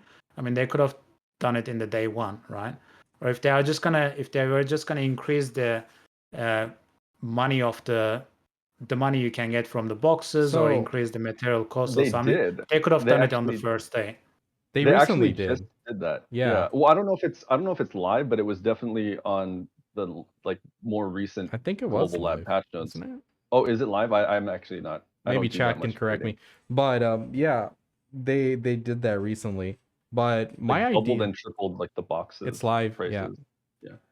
yeah. My idea is like, the base of trading isn't that bad. Like, I don't mind it. Like, it's one of those activities where you can take your wagon and auto path and stuff, and there is a risk if someone wants to be mean and come and kill you. But I think they should add on I to it. don't They like should, the idea of horse stacking and stuff. Like it just ruins. Hmm. Like yeah, it's just like remove the I cheese don't know. The mechanics game is definitely. allowed. Yeah, But yeah, yeah. Like I trading do should be like yeah. think Go that ahead. the base mechanic is good. They should utilize trading in much more different ways. Like they can use it as item sinks as well, or tie it I mean, we into did trading in arcades, right? It wasn't perfect, but it bro. was actually, It was you so know, fun. yeah, it was so fun. I remember one time, we stole someone's pack in the Yes. ocean, and then they start burning fuel like 7 other boats Yeah. all the way to the pirate island, and they probably spent like 10 times more on fuel than the amount of stuff we stole from them. So It I was never so played fun. arcade. Oh, I you never played missed out, arcades. Can you buddy. guys? Yeah. So what was different about the way trading worked in arcade? If So you like can like it's a give me a very high rundown. risk. It's not just if you got killed, because this is a faction-based game where it's three Okay. factions. You have faction A, B, and then pirates who are against both of those two. Like Hmm. I mean, like, yeah, it's a three-way fight, but the thing is, when you kill somebody, and they're carrying a pack, that pack is on the floor. You can pick it up and start running away, but Oh, so it's like you full can't loot PvP teleport with type of it, thing. but you can get on like, your skateboard or something and just start dipping out or something like that. But you're out there in the open. If they know where your approximate direction is going, they can try to intercept you and take it back. Or, a group of people are moving some packs together and it starts a group fight. Like a lot of things happen, like a lot of degenerate activities which were so fun. Like You fishing, know, oh that's my god. I'm pretty I'll get to it. sure, if I'm not mistaken, and at launch of BDO, I'm pretty sure like fish and coins, like pirate coin, like the trade items, I think you could loot that off of people's bodies if they died. I I heard could be about wrong that about that, too a long but time I'm pretty ago. sure you could have, like a long, long time, and then they did away with it. So Yeah. I don't know. I don't know why they did. If there was like, I don't know. That Thing is, doesn't like in seem that arcades, harmful, like but if someone drops a trade pack, even if they have a cart which is transferring like 6 or 8 or something, you can only put one on your back unless you bring a vehicle to load it up and mm, move it all as well. But then you'd be going at Yeah. the same pace as them, so they can come and find you afterwards. But see. fishing was like so lit in arcade. So you have fishing boats, which can like, you can load up like 6 or 7 fish on it, and you can, when you PvP someone and you kill them, whatever they have on their backs, it'll be available. Or you can literally go destroy the boat and loot the fish and run away. Like sometimes we would even go and, after we kill the person, we take the boat to somewhere remote and then we destroy it and take the loot and run away. It's like absolute degen stuff, but that's what made it so fun. You can like safely fish. Like people will like, your mount isn't just your mount. Like it can be controlled by anyone else. They come up to it. They can literally commandeer your Wow. ship and go. You have to hit the lock buff, which like locks other people away from it for like 3 minutes or something, so they couldn't mount it. So if someone Oh my God. forgot, you can literally Imagine commandeer it and run. imagine somebody stealing a Carrack or a tier 10 Dream Horse in BDO. Holy crap. I've stolen That'd a be ship's insane. main a guild's main ship. Like it's one of those huge galleons, like battleship with like multiple cannons on either side. It was in this large world PvP event. It was called the Abyss something, where the pirates and both the factions are out there fighting for dominance, and we constantly fight in the water. We take our ships just to get close enough, and then we all jump into the water and start fighting them, or we board onto their ship with like a glider. But I've literally commandeered a ship and ran. They didn't notice. But And we take it it's like to, I funny. think I remember we take it to Pirate Island and then Yeah. get it destroyed there. Yeah, It was yeah. like the cannons or something there. But anyway, let's touch back on trading. I mean, Yeah. increasing the risk like hard cage is out of the question. I think that'd be a bit more toxic. But in terms of improving it, what are your ideas? What do you think it needs? They need to get rid of the horse stacking first of all. Cheese mechanics, of They course. need to buff the cost of materials for trading packs if there's gonna be trading packs, right? Mhm. All the processing, gathering, and stuff. They need to remove the cap of those items, the sale price. So if people actually doing those stuff can make good money, like whether it's node. Hmm. I mean, node system in general needs to rework entirely to adjust Oh, with buddy. trading. Yeah. And you can make better you know trading, what do you call, vehicles, like whether it's a wagon or special horse or some other stuff, and they have their own weight capacity. And if you are at the weight capacity, that's it, you can only carry that much. Certain packs is gonna weigh certain amount. Some other packs is gonna be heavy, some other packs is gonna be less heavy.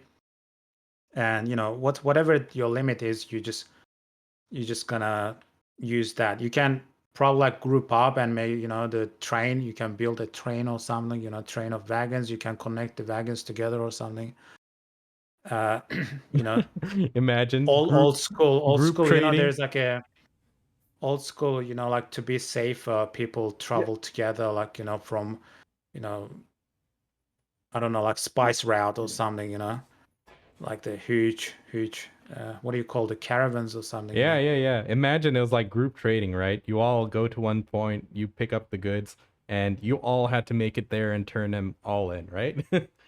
And then That'd be it's And like cool. the bigger you the hire like mercenaries to protect your goods while you're you driving take or your something. friends, you take your guildies. Like the higher the number, the higher the risk, the greater the reward. And if you were killed, like maybe the other person could pick it up and run or something. But Here's Or you can do like on a safe zone, which is like less less profit money, or yeah. something. Yeah. Speaking of something that's bothered me since the beginning of the game. Hmm. Why is it that there are horses that have two-seater, but you can't have two people in a wagon? Like, I don't know, like not like it just makes sense that you should be able to have like multiple people riding in your wagon, but it's only a one-person wagon. Like that You doesn't should make any have 4 sense. people in your wagon, You and just they're allowed to shoot their muskets. So oh my god, that'd just be have silly. you watched my best hunting video with the musket? That's the No, I best haven't. hunting content in video. Oh man, link it. But also they should let you like, load a cannon on a really high-end wagon. That'd be Oh my That'd be god, silly. that'd be interesting. That'd be funny, man. But yeah, I don't know. Like group, I like that group trading, and then yeah, I agree with Russ where like the I don't think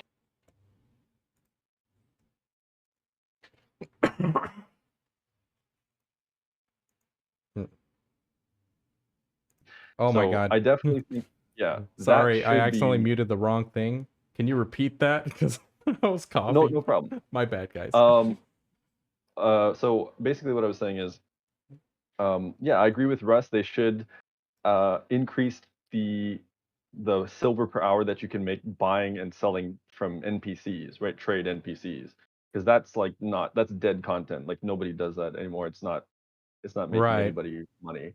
So yeah, that'd be nice. It shouldn't be too much because again, trading is a mostly AFK activity unless they change it, right? If they make it more active where you actually have to defend things or whatever, sure. But as it stands, the state of trading now, it's like, it shouldn't make as much as an active activity, but it should make more than it does. That I can say. For Russ, are sure. you hunting people? I see you watching his clip. What is this? I am. What if, like, in terms of having extra He's people in hunting the people. He's being all sneaky and stuff. This guy. You just shooting people off their horse as they go by or something, or what? I think and so. they can't find me, and then they go on a horse again, and I just try to hit them again. He's literally in a ghillie suit inside the bush. That is... I have like master matchlock and pen hunting clothes or something, and that's what I'm doing instead of killing mobs because it's not profitable. This guy. Yeah. Oh man. Like in terms of having like more people in the wagon, like what if you want to hit someone in the head with the hammer and chuck him in the back of the wagon and then ask money Abduct from their somebody. guild? Yeah, just kidnap them and say like, I'm gonna That release brings this back guy memories, in 3 man. years. Do you guys remember before they added the option for fishing that disables you from being put on other people's boats? Oh yeah. Dude, Yeah. we used to kidnap people all the time, take them deep into the sea and just leave them. Wait, Russ, your hunting dog can drag them onto the wagon. Oh See, my we God. linked up both your ideas. Imagine before siege, you just kidnap some of their like good players, and then you're like, you're asking money. That'd be too toxic. Give me bro. some beer. That I'm would gonna be too release toxic. him for the We're war. getting too far off topic. But I remember, man, back then, like we used to get a berserker to grab someone and jump onto our ship and then take him for. I've seen some videos like this. One group, they gather like 20 players onto one island. Some silly stuff. You know, there was a place. I think it was the Elders Breach or something. Yeah. In Kaufman area, we had like siege. I was playing in NA at the time when Right. the first year of NA, and two guilds, like we end up coming across in that bridge. Like the other guild is over there and our guild is over there. One of our Zerker just run towards them and grab one of the person and then just jump off the bridge with him. He's like, this is Sparta. And he just jump off the bridge, and it was so funny. I gotta say, some of the most degen activities, they're some of the best memories for me. Definitely. Silly stuff. All right. Let's keep this moving. So we just talked about trading. How about fishing?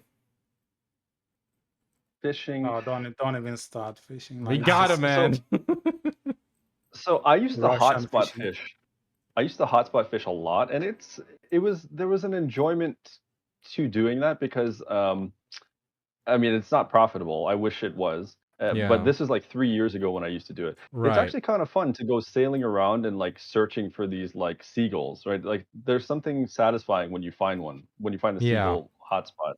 It's just unfortunate that it ends up being like 100 mil after like 3 hours or 3 or 4 hours of effort. So it's It like just needs I a straight definitely up think buff. yeah, it does. Does fish stack now or not? Nope. They still So have first thing separate they need to do, the fish needs to separation. stack. Right. Yeah. If it's like same brand, they need to stack, and we need Yeah. to like mass dry those fishes Mm-hmm. and actually use it for cooking. Like right now, fish is a big problem, right? Yeah. to obtain. You can only obtain from nodes. Like you go out fishing. I mean, you can give them trade manager, which doesn't give too much money. But like, why can't we just fish like normal spot, like basic, tier 1, tier 2 fishes, and then they all stack, and at the end of the day, you just dry them out and then use it for your cooking recipes. Yeah. Why are there Like why different can't I type of go fishes? fish for my cooking? Why do I have to get Yeah. it from nodes only? Let's have an alt for True. fishing, stuff you need. I'd be all for it. Yeah, you want to be AFK for 10 hours fish, and then you made like after 10 hours you made like 200 or maybe like 500 fish. You dry them out, you get like 200 300 dried fish or something, which is not too much. They can adjust the quantity, but Yeah. Yeah. With according to mastery and stuff, and Mhm. yeah, I'd also like to see like more of that active fishing, because like there's some games which do it well. Like once again, Arcade, the act of actually fishing was pretty fun. Like you had to hit like different skills depending on what the fish was doing and stuff, and that did damage to the fish, and then you finally caught it and you went and retrieved it. Like Yeah, I like that. our sounds way game better of than- even in our New game World of was hitting pretty bad. yeah, New World was pretty good too, like in that regards. Like There's like very a few people mention say of that, road, but yeah, but like the act of hitting those keys in the order it comes up, I don't like it. At I least know, I add don't a want to enter a captcha every time I catch a fish. That's yeah, so weird. at least add like a Yeah. little mini Guitar Hero mini game every time you get a fish. I'll play that for the captcha, sure. So have you tried the new ice fishing? I have It's not. a little bit better. Basically the way that it's better in that it's a little bit more immersive to like reeling in a fish.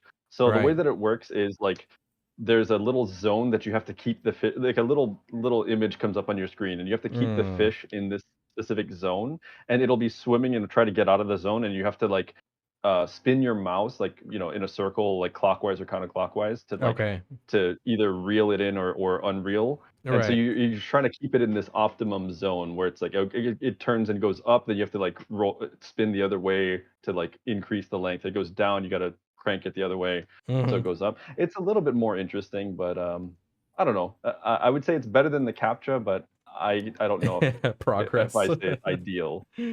Yeah. Yeah, definitely. Like they need to bring back hot spot fishing. Like I remember back in the old days, like I'm sailing out in the sea and I'd see a group of boats over there and everyone's chilling and fishing together. That's cool. Yeah, I think that is cool. I used to do that with my friend all the time. Yeah. Yeah. And like the Now, deep, they can do like, far out like super hot spots or something where you need like, big ships like Karax to get over there. yeah, Make it that's more true. worth it. Yeah. Like you could have somebody go in the crow's nest and like search further because they have the Yeah. increased vision range. Yeah, that was really fun to do that. They need to incorporate it. The foundation is there. They need to make use of it. Mhm. Yeah. Like, I mean, like sea content in BDO is just lacking. It looks beautiful, but when your character falls in the water, you're useless. You can't do anything. Oh gosh. Yeah. And underwater scuba diving and gathering, like, how about we bring it Yeah. back? Maybe. It's man, the swimming in this game has gone over like reworks multiple times, and it still doesn't feel that good. Like if I'm being honest. Like in the Yeah. beginning, it was terrible in that like spacebar used to be descend, but it was Mhm. also get out. So oftentimes you're trying to get to the edge of the to climb out of the water, and That's you end up terrible. diving down because they Oh, had the man. double the keybinds were double bound to space. So Yeah. it's like what? Oh my god. Anyway, but it's a little bit better now, but it still leaves a lot to be desired. They should like. When I first go ahead. No, I was gonna say they should like look into adding more underwater content, like around life skills like gathering or Yeah. stuff like that. When I first I started just Underwater hunting. noticed they implemented the stuff I was talking a year ago in terms of reload. Like I was saying, like reload on hunting is very annoying. And Yeah. apparently, like I was saying, like if you have like master or guru or something, the reload numbers should be a lot more, like 5 or 6 or something. Yeah. Apparently, they go bullets? up to 4 now. Yeah. Yeah. They just did that last night on the global lab. Yeah. And they I- should have harpoons which you can fire underwater and add underwater hunting. I don't know. Yes, I was gonna say like spear fishing would be amazing. Yeah. That would be so fun. By the way, harpooning needs a rework. The mechanics of yeah. harpooning are Yeah. very unintuitive. Like I almost rage quit the game. Like legitimately, I think that like that's the closest I've ever been to rage quitting BDO, trying to figure out how harpooning works. It's so unclear. And so the mini game itself, once you can like actually get a fish, that part's it's okay. But it's knowing whether or not you're doing it right, because basically what you have to do, I don't know if you've ever tried harpooning, but you don't have any idea if you're like doing it right, because Right. there are some spots where you try to like you cast your harpoon with whatever that means. You go to a spot, you press space, and you could just be standing there forever, right, and never catch a fish. Yeah. And that doesn't make any sense. Like they should make it very clear when you're not going to catch a fish, not you just be standing there like in confusion, and maybe you'll get one, maybe you won't. Hmm. Yeah, and there is a workaround where you like there's a way to check your durability. If the durability on the harpoon goes down, then you know, okay, you're going to catch a fish. But you shouldn't have to do that. It should be a lot more clear. The clarity should be a lot clearer than that, than having to like literally mouse over your harpoon to see if the durability decreased. There should be Bringing like a message on your screen that tells you, okay, there's going to be a fish all soon. this talks about harpoons brings back memories, man, of Arcade again, where you could mount a really big harpoon on your ship, fire it into another ship, and it becomes tethered, so you can like Wow. you can actually like drag some tiny fishing boat off into the sea. We did my some God. stupid stuff then, but absolutely, dude, it does need a rework. It's such an old mechanic, and just to sum things up for fishing, like it's I say this a lot, the foundation's there, they just need to make minor changes. Let's buff hotspot, let's let like the AFK spots have stackable fish so we can actually use it for other things. Yeah, agreed. It's definitely I think that's something they can do. We'll see When what are we happens. getting the new region?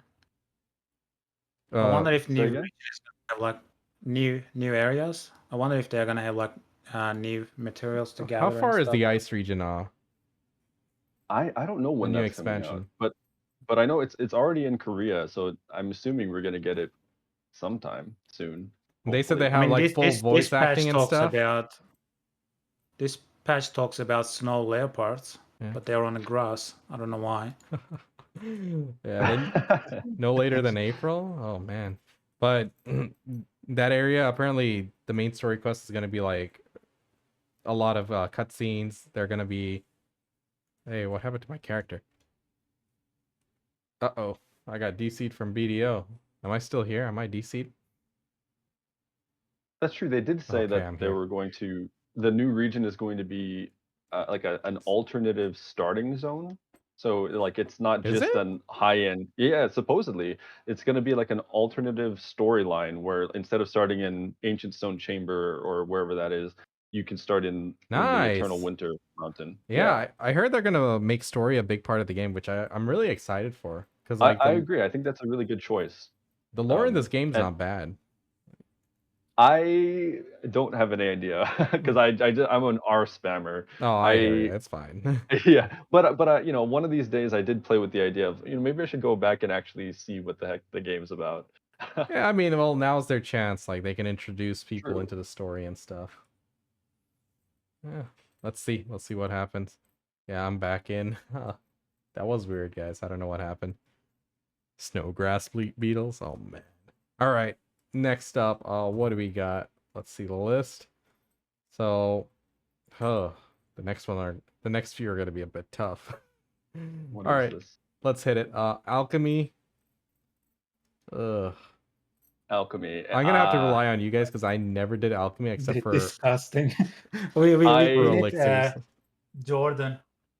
Yeah, He's Jordan MIA. has done way more alchemy than I have. That dude. I've only just Man who spammed hates random money. stuff, like just for the He's- EXP. Yeah, I don't know. Yeah. Jordan I've has never like done it so to much make money money. in alchemy just hoarded there.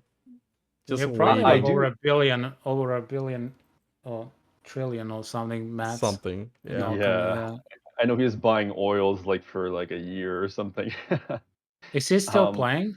No, No, he's taking a break. he hasn't been logged in for 140 days. He'll be on back my soon. I friends. talked to him recently, like the other week. Nice. I hope. Yeah, I'm excited to get my In croc a few partner months or back. so. I'll let him know. The man who is allergic to money. He doesn't like seeing money. He just have to spend it. No, Jordan, he played the game how he wants to play it. He didn't care. Yeah. He's great. But yeah, But he's also incredibly knowledgeable, like about the absolutely. marketplace, and like, oh my gosh, I am like, I know nothing compared to him with regards to how the market works and like what's, which ingredients are worth buying at what points and stuff. Like, yeah, that guy is like, you guys titled the podcast very aptly, because I would say he's a mastermind. Oh yeah. I think these guys are Russ and Jordan were the masterminds. I was the pog side of it. I was just doing the pog face half the time. But let's get into it. Alchemy. It's not very good. It needs entire rework, needs different high-end elixirs. We need different elixir rotation. We shouldn't just rely on droughts. We should be able to pop like 3-4 different and we need auto pop as well. Like, our fairies should be able to. You just gotta put your elixirs on the auto fairy, and then it just keeps gonna pop if it's running out, so you don't have to worry about it. I agree with that. Yeah. So by Septimus, you guys know by Septimus Prime, right? Yeah. Another. He's from Denmark. He plays on NA. He's everybody knows him, bro. He doesn't okay, need an just making introduction. sure. Okay. Anyway, but he had this really good idea where you know how we have like costume bag, like gear bag. Yeah. If there was like a elixir gear bag where you just put all the elixirs that you want, you press one key, or maybe it could be auto done as well. But like, yeah, you just have this bag full of elixirs. You press the key, it just pops all of them. Like with one press. You don't have to keep track of like, oh, which one am I missing? I have to look through this like 20 long, 20 buff long buff bar, try to figure out which one expired. Like, it would be so much better to just have it all in one elixirs spot. also shouldn't expire when you die. Like if it's 5 minutes cooldown, right? Because no one really, like literally no one really used elixirs when you go like RBF or anything. Like it's just like very big downfall for our build. You might run around like with 2 crits while you should have getting like 5 crits or something, or you might run around with 2 movement speed instead of getting like 5 movement speed. Like elixirs shouldn't expire when you die, because they have those immortal elixirs for that reason, meta, right? Even then, it's just like it's too tedious. Like we are in one-shot meta. Like if you go to RBF, and if you're not specific class, you're gonna die maybe like, I don't know, 5 times in 5 minutes, at least. Well, so it's not really ideal to pop a like 2 million drought and then die 10 seconds later.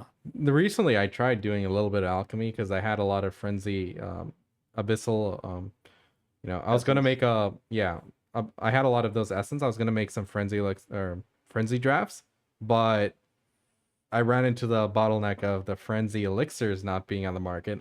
Then I looked into how to make it, and then I had to look into making another material in order to make it. I went down a rabbit hole. It was quite tedious. I would say that is like one of the biggest problems with alchemy, is that like there's so many bottlenecks that require like active effort. Like you have to get saps, you have to get bloods, you have to get, I think one of the biggest bottlenecks is fruits. Fruits, Like fruits, dude. like God, you have to farm, and you get like hardly any per day. It's always sold out. You could go to gather at bear, but you only get like 43 per hour and so it's like you barely get any. Now they did buff that. They, in the recent global lab patch notes, they doubled it. So you get 100% more fruits, which is, I think, a good change. So that bottleneck is that from farming or from gathering? From hoe gathering. From hoe gathering. Yeah. We need to get more people power leveling in bear. Yeah, exactly. And then hopefully the fruit market will be available. But how often are you doing hoe gathering anyway? I don't do like at all. That's why did in the beginning, other than power leveling. Yeah, that's exactly what I did. I power leveled to Guru 28, and then that's the last time I was ever there. I never went back. But I would consider going back there after this change if I need fruits. Now there are profitable recipes in alchemy, but like I think again, going back to like the reward being proportional to the effort, I don't think it's there, right? Cooking is much easier and more profitable. Alchemy, there's like too much stuff to do, and it's also profitable, but like it's only very few recipes are, and then like the rest of it, like there's not enough daily sale volume. Like I guess there's not enough demand for them. Right.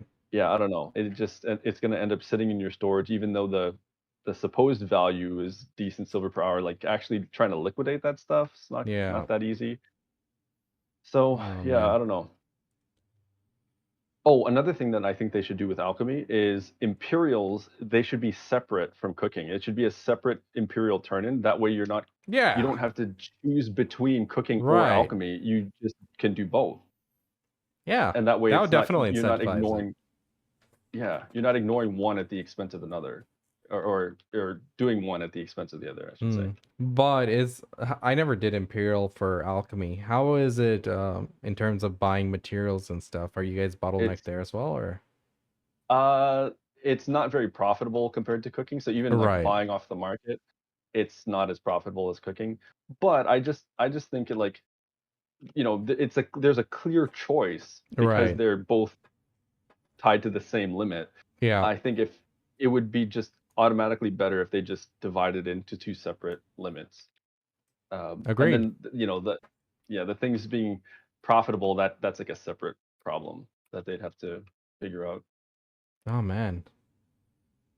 Oh, that's one thing like I never really went too deep into except for making a few elixirs, alchemy. Hmm. You know, I never went that deep either. yeah. I wanted to hit Guru and then I just stopped. And I hit Guru just by spamming random stuff that I think I still have a stockpile Yeah. that I didn't make any money off of. So Yeah. yeah.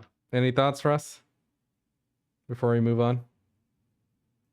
Alchemy, I think, yeah, it just need rework entirely with All the right. recipes, elixir scans, and all sort of stuff we talked before. What do you guys think about processing? Hmm. We need new mats, new combinations, and obtaining mats and the sale price of those mats and what we can do with those combinations. The entire recipes that's around processing needs to be changed. Hmm. It's too old school. I think they need to really work on workshops again. Like they need to Yeah, revamp the workshops. Oh workshops yeah. and let that be a driving factor for processing. Because like processing's already, you know, an intermediary life skill for cooking, alchemy and stuff. But I think they can add a whole nother dimension to it with workshops. Like they need to add like more useful things in there. I mean, that's debatable where you want to put those in, but I think that'd be a great way to like, utilize a lot of the ores and stuff.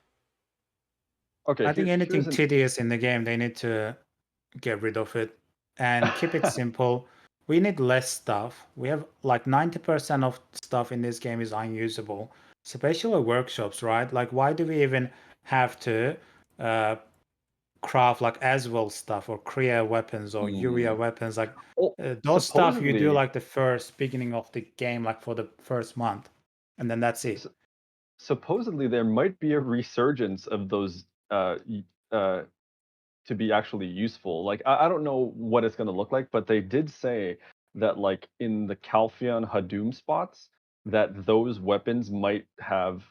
I don't know if they're going to actually go with this idea, but this is something that I heard that like those types of weapons, those like Celis and Aswell and all those things, would actually have like different modifiers against the specific mobs in like the new Calpheon Hadum, which is interesting. Still don't make sense. Like you have a I Pen know it's Blackstar weird, or but Ted Blackstar. Like, why would you yeah, that's remove a true. Pen Blackstar to Yeah, I'm not put sure. like, I don't know, like I don't know Penury or what it would something? look like. Maybe it'll be like a some sort of It's a outdated. They need to buff or remove something. it. Like I know they spend a lot of time and money on designing, Yeah, they're trying to the repurpose it. I think that's that's what they're trying animations to and do. all sort of stuff like the weapon designs and stuff. Like it doesn't matter. It's old school, out of content. Get rid of it. Mm, It makes difficult for new players to learn the game. Like that's when a new true. player start the game, 90% of the stuff is irrelevant. Like they just Hmm. like if you open like your I don't know, like your rewards tab, or like this tab. Like there's a lot of bunch of stuff. I don't even know Oh, it's what they too are. much Like clutter, bro. so many boxes, Yeah. so many quests. Like they think like if they make the quest so complicated with the combination, like you get something, you loot something, you combine, and then you make another shape, you combine again, and then if you don't have that shape, you get 10 other that shape, and then combine, make that one. Like who has time for Yeah. that? They really need to It's do a true. great cleansing and just remove a lot of the clutter in the game. One, the login screens. There's too many pop-ups. We don't need that. And there's a lot of unnecessary amount of content which isn't being utilized, but a new player does come across it, and they don't know It's it's not true. useless, but they Yeah, learn when I started eventually. the game, the game from the beginning, it's been like this, right? Like Yeah, at yeah. launch, it was very, very overwhelming. There's just tons of information, and it's hard to know it was even harder to know what was worth doing in the past Right. before, because there were no stats, right? All the stats were just AP, DP, Oh, no true. evasion, none of that stuff, no accuracy. So, so yeah, I definitely think the clarity in this game is could be greatly improved. Yeah. Yeah. Well, let's move on to the next life skill there. What do we got? I know my mouse is just acting up here. Ugh. Training. Oh, Hmm. training. Training went down the hill after tier 9 and tier 10s, because like your training was okay until producing tier 8 horses, and then they Mm-hmm. scrapped whole that idea, or like you Yeah. need dailies or you need other stuff to make tier 9 and tier 10s. Like uh, they ruined their They own should have kept it relevant. training. Yeah. Yeah.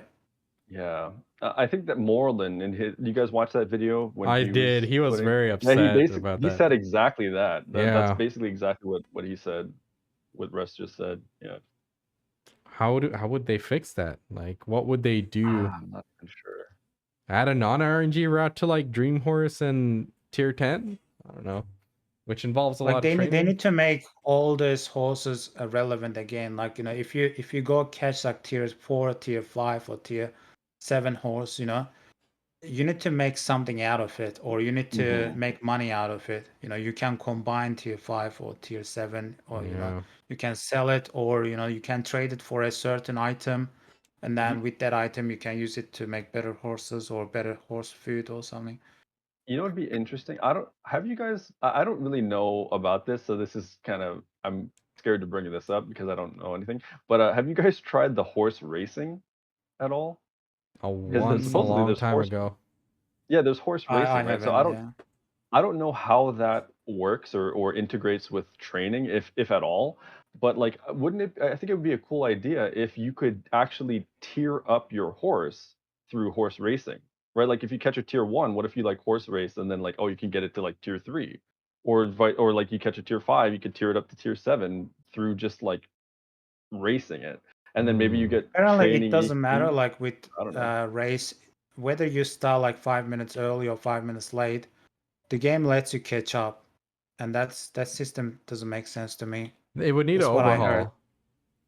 Yeah, I think it's a different horse entirely. Like that's not even related to the Yeah. training stuff. I remember seeing pictures of it, and they have like weird like that looks like a like some weird like a race car little drapery on it or something.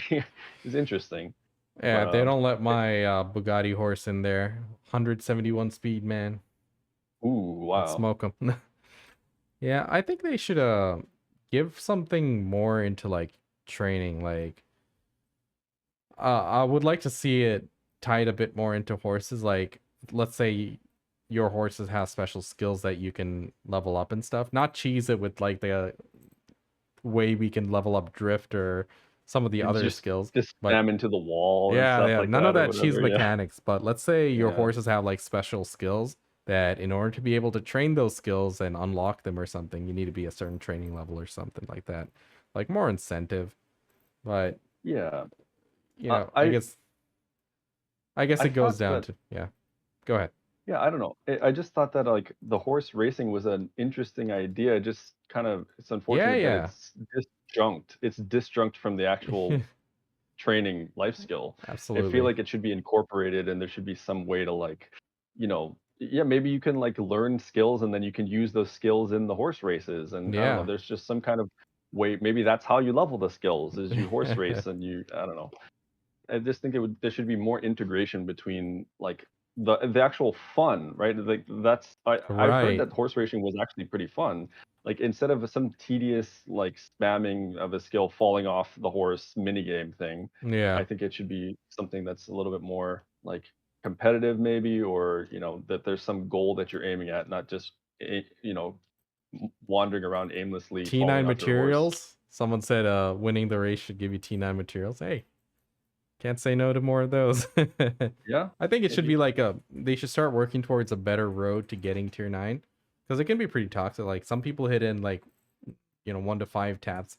I took 38. Another guy took Wow. like over 60 or something. Like Yeah. it's I not just the bought mine. fun. I Yeah. failed 18 times and I just bought one off the market. Yeah, 100%. That's the way to go. Just buy Yeah. a Doom horse, forget it. Yeah, I think they should also like not only take a look at what we're doing with training, but how we're leveling it up. Just spam capturing horses. That's Mm. I think there's more Yeah, we I could mean, do.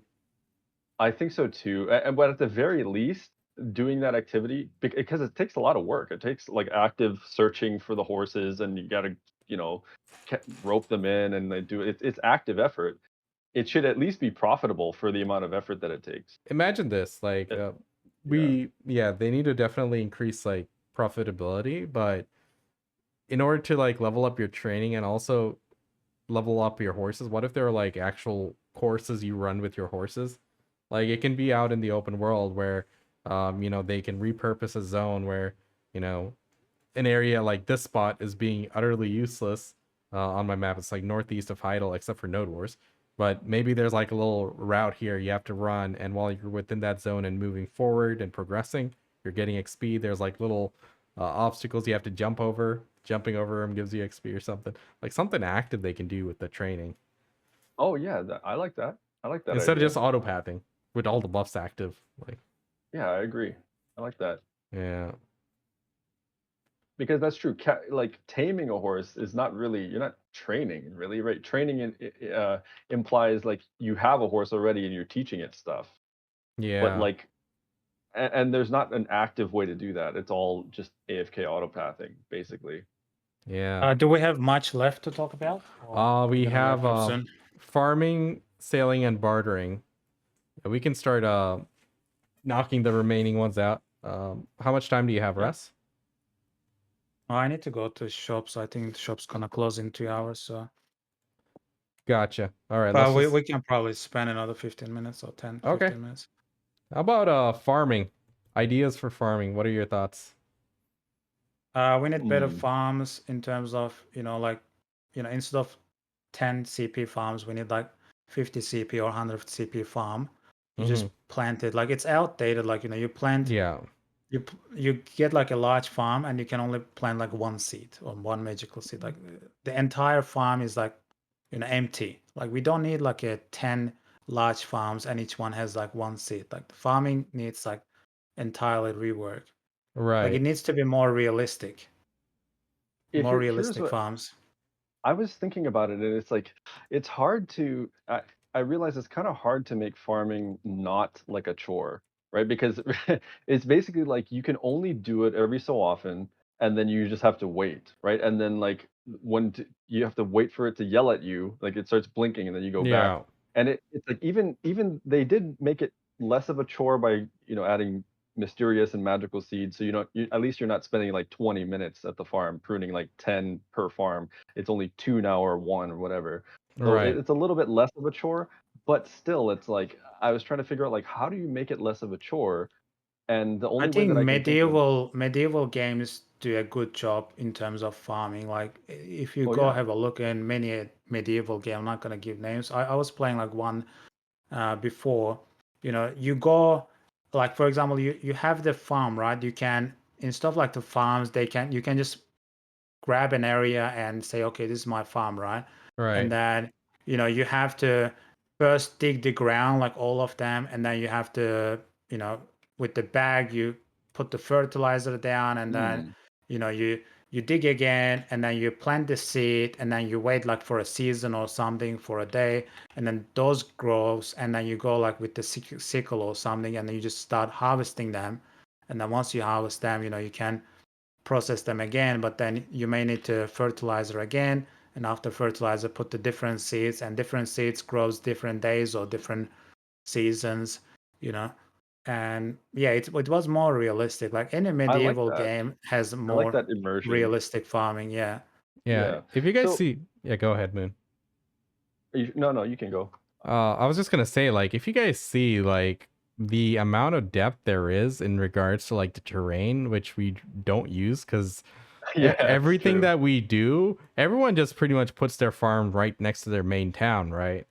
Like, Mm. we don't utilize all that. So, maybe some utilization into that, but also what they could do is have like set farming areas throughout the map in addition to the 10 farms you have, where going there, you can like plant a special type of like a crop or something. Like, for example, nutmegs. Where are you going to get nutmegs other than The your nodes. nodes, Yeah. right? Maybe you go to that area, there's like certain farms where you can actively farm. You can get the seeds and only plant it in that area, and you let it grow there. And there's different regions, like different areas throughout the map, which have like set farming areas in addition to what you already have.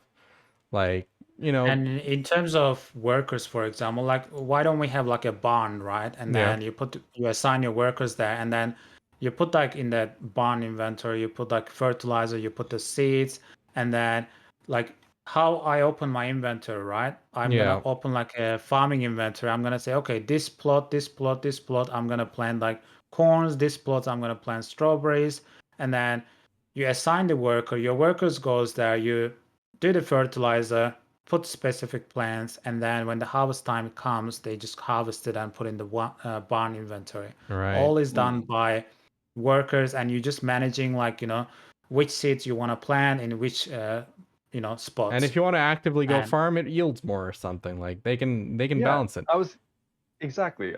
So here's a I don't know, maybe this is an unpopular opinion, but I feel like in general, all of the AFK activities, there should be an active way to do them as Right. well. So that applies to like processing. I think there should be an active way to like, do cooking and alchemy. If there was like, I don't know, some mini game that you No, did no, which absolutely. yielded more, I'm on board. like that would be I think that would be amazing. There should be an active way that's engaging and inspires you to spend your full attention on it. That's the thing with like Yeah. RuneScape, like old school RuneScape over the years since it released, it's been improving consistently in regards to like My skilling because like, yep, Yeah, my friend was showing me some kind of like fishing boss where you like you go and you temporous. fish. Yeah, Yeah, that's yeah, and fun. then you like there's like a weird like the screen turns blue and that's like the tidal wave or something. I was like, Well, oh, so that's let's interesting. use fishing as an example, right? Before, we had like only a few activities where we can do, and it was very limited.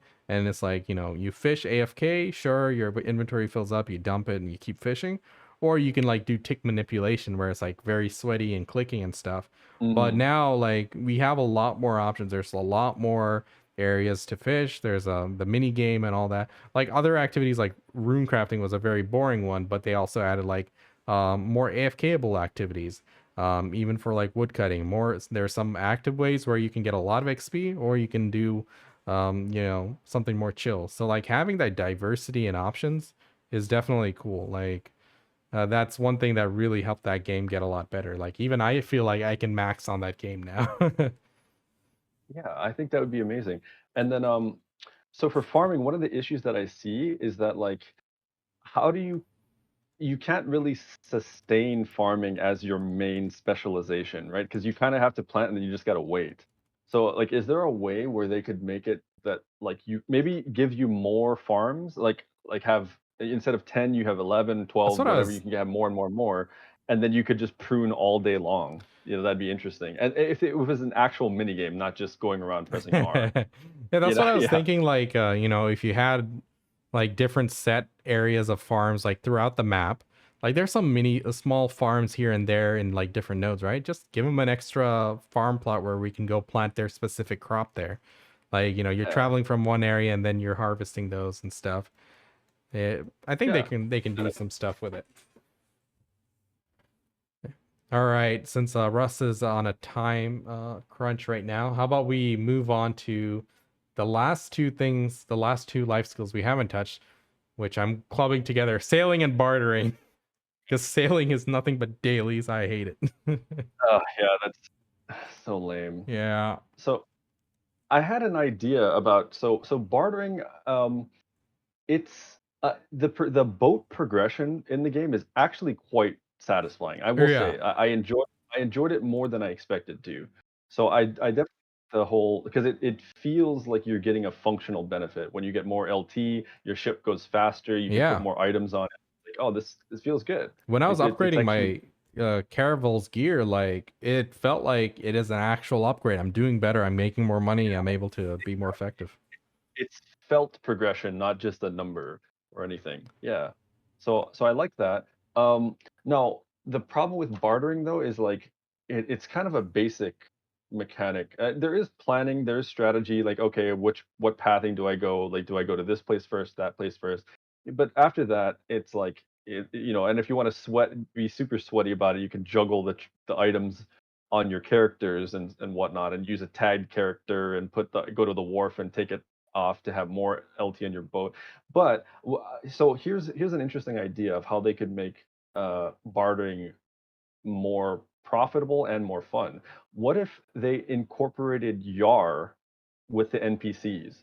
So like, and this is more active, so it's an opt-in thing. You don't have to do it. But like, what if you arrive at an island and you're bartering and you play YAR with that NPC, and if you win, you get like a significant more trade ratio or something like that. Mm-hmm. And then if you lose, maybe you still get some because you invested time, but it's not as much. You know, it would Right. suck if you lose and you get less. That would be terrible. Yeah. But I think like you should be compensated for your time at least. But if you win YAR against the NPC, then you're like, and the thing is, YAR is actually fun. I don't know if you guys ever You played want to YAR. just run it back real quick? What What YAR happened? is? Oh yeah, sure. YAR. If you guys don't know what YAR is, or anybody in the chat, it's a card game that they recently introduced. Where I think it's influenced by poker and Yahtzee or something, but Mm-hmm. it's incredibly fun. Where you basically roll like 5 cards, and you have to like try to get a specific. You're going for specific things that you have a list of options that you can satisfy. Like you're trying to get 5 of a kind, or 4 of a kind, or 3 of a kind. Mm-hmm. Yeah, I don't know. It's just a really, really fun mini game that they introduced that doesn't make any money. It's not tied to any income. It's just like purely for fun. But if that was incorporated into a way to actually earn money, I think that'd be great. And Yeah. so instead of, and this could also be applied to trading, right? So because there's the bargain mini game in trading, you could just get rid of that, which is basically you just click left or right and it's like you get RNG'd. But if they just made it a fun game like YAR, like instead of actually doing the bargaining, just YAR, and then you get a better trade bonus. Hmm. Or same thing with barter, you get a better exchange rate. Yeah. Yeah, they Anyway, definitely could add another element to it. For me, it's like sailing is just such a odd thing. Like the best way to level it up is dailies.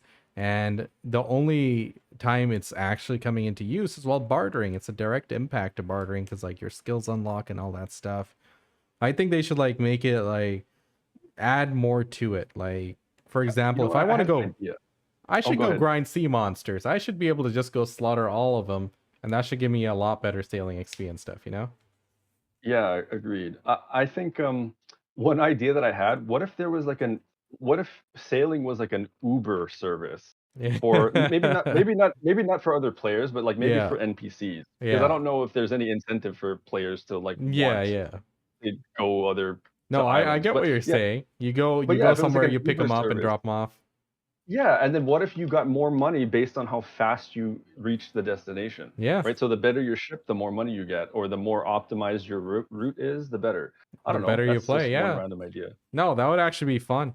I mean, like, sailing has really no point, and then you can probably tie in Exactly. some bartering materials or ship materials more properly. Like, adding ship materials, upgrade materials there.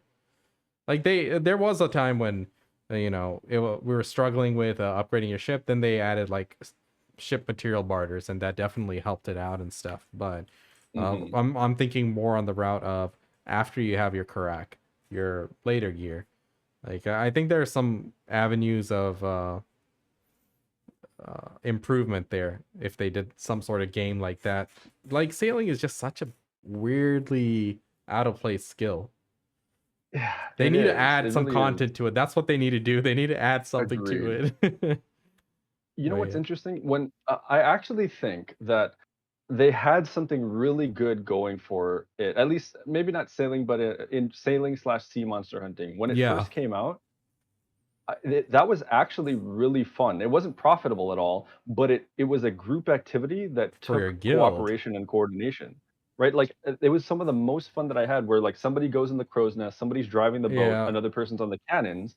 The person has to steer the boat and aim, and the person in the crow's nest has to find the mob. Then you go there, and then you have to coordinate with the guy driving, and you Yeah. have to aim the cannon. And it's like it was actually a cooperative I activity. remember. Yeah, We were and out they in the could have sea for they like could have 2 hours or 3 hours with the guild just to make some guild funds and stuff. exactly, like, no, all they had to do is just make it, like, actually more profitable to be done that way. I know sea monster hunting ramming became a thing, but, Yeah.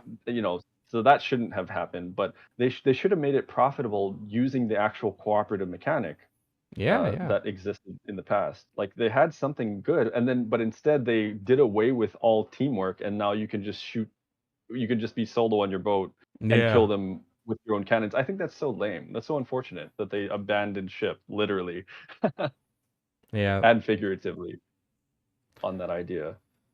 Yeah, it's unfortunate how that happened, but as far Yeah. as bartering goes, they just need to increase the money. I mean, like I think there's a lot of depth to bartering. I'm okay with it, even if they kept it time gated. Like they could alleviate the time gate with that sailing content. The idea you just came up with, that little Uber game. Like Yeah, I I don't think know. in terms of the actual activity of bartering, it's fine. I have no issue with it. Just need to increase the amount of gains from it. Like if it takes like to use all your barter refreshes like 4 to 5 hours, I think that should be like, over a bill now with the Karak. Yeah. Give 4 refreshes, remove cooldown. That guy's asking for it. Yeah, I mean, I understand why they added the cooldown and the limitations to it. I understand why they even put the dailies, like, um, but still, like, it needs to keep up with the trend of the game. Like right now, the amount of money you make from 1 hour of grinding completely outshines what you do at bartering. The only time people do it now is like, if you're AFKing or need something chill to do. Right. Improve crow coin shop. Yeah, that's a direct way to increase cash. Yeah. Cool. I think we covered pretty much all of the life skills. Russ, did you want to add anything for the ship content? I know it's not your favorite thing.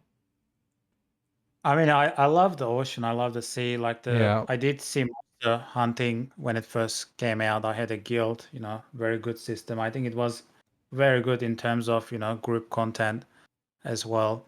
But, they just ruined it after a while. Yeah. They with the Yeah, I don't I know mean, missions why. the and RMT is something like, controls also was bad, the controls. Like they yeah. changed the controls. Initially controls like killing was okay, but then, it just like changed a lot. They ruined it, yeah. Yeah. Well, hopefully with the reworks, they do look into everything. It's not just increasing the money. That's not what I want to see. Like, I want them to I really think agree. about make the game more fun. How can we make it more fun? Agreed. That should be like their I primary focus. I completely agree with you there. I had this little kind of the comparison again. I don't want to go too on a tangent, but like buffing money to try to make the content better, to me it's almost like you're trying to compensate somebody for their suffering almost. And Yeah. I don't think that's That's a the way good they way to should put do it. it. They should make the Yeah. actual core mechanic fun. Right. Yeah. I mean, like the foundation is there for this game, and Yeah. I can say with confidence this game's still going to be around 5 years later. I think it's still going to Yeah, be doing well.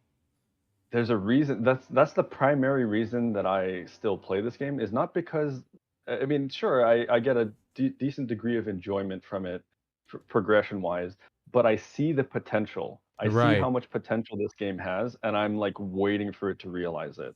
And it's getting Yeah. there. It's getting closer. It's Step by taking step. steps. Like they're getting there step by step. Like with Hadoom stuff, they're class reworks. They're definitely trying. So that's why I'm more and more hopeful that the game will realize its full potential. I Yeah. think we all know that it has. Right? We can all see that it has Absolutely. untapped potential. Right. I mean, like, that's the biggest thing. Like, we can only hope for like more fun. Is like an easy thing to say, but very difficult to Yeah. implement. But it comes in like small steps. Mhm. They have everything in place to make this game like take it to the next level. They just need to start thinking about like the social aspect of it. This is an MMORPG, but we're forced to play in silos because it's most profitable. But Right. yeah. Exactly. Anyway, I think we pretty much hit everything. That's dope. This took way longer than I planned for, but thanks for No, putting up with it that. was awesome. Pleasure being on. Thank you so much for having me, Yeah, Pansy, dude. and it's And nice to Russ. finally get to chat with Russ as well. Yeah, Russ. Good luck. Feel free to Good drop, luck man, with if you need to editing go. the Yeah. video. Don't worry. I'll probably cut it into pieces. I'll probably put the whole one out, and then I'll also do like small chunks of it. But I think the most important thing is I want to pull out all the suggestions and feedback, and hopefully we can submit it. Yeah, That'd be cool. yeah, that sounds good.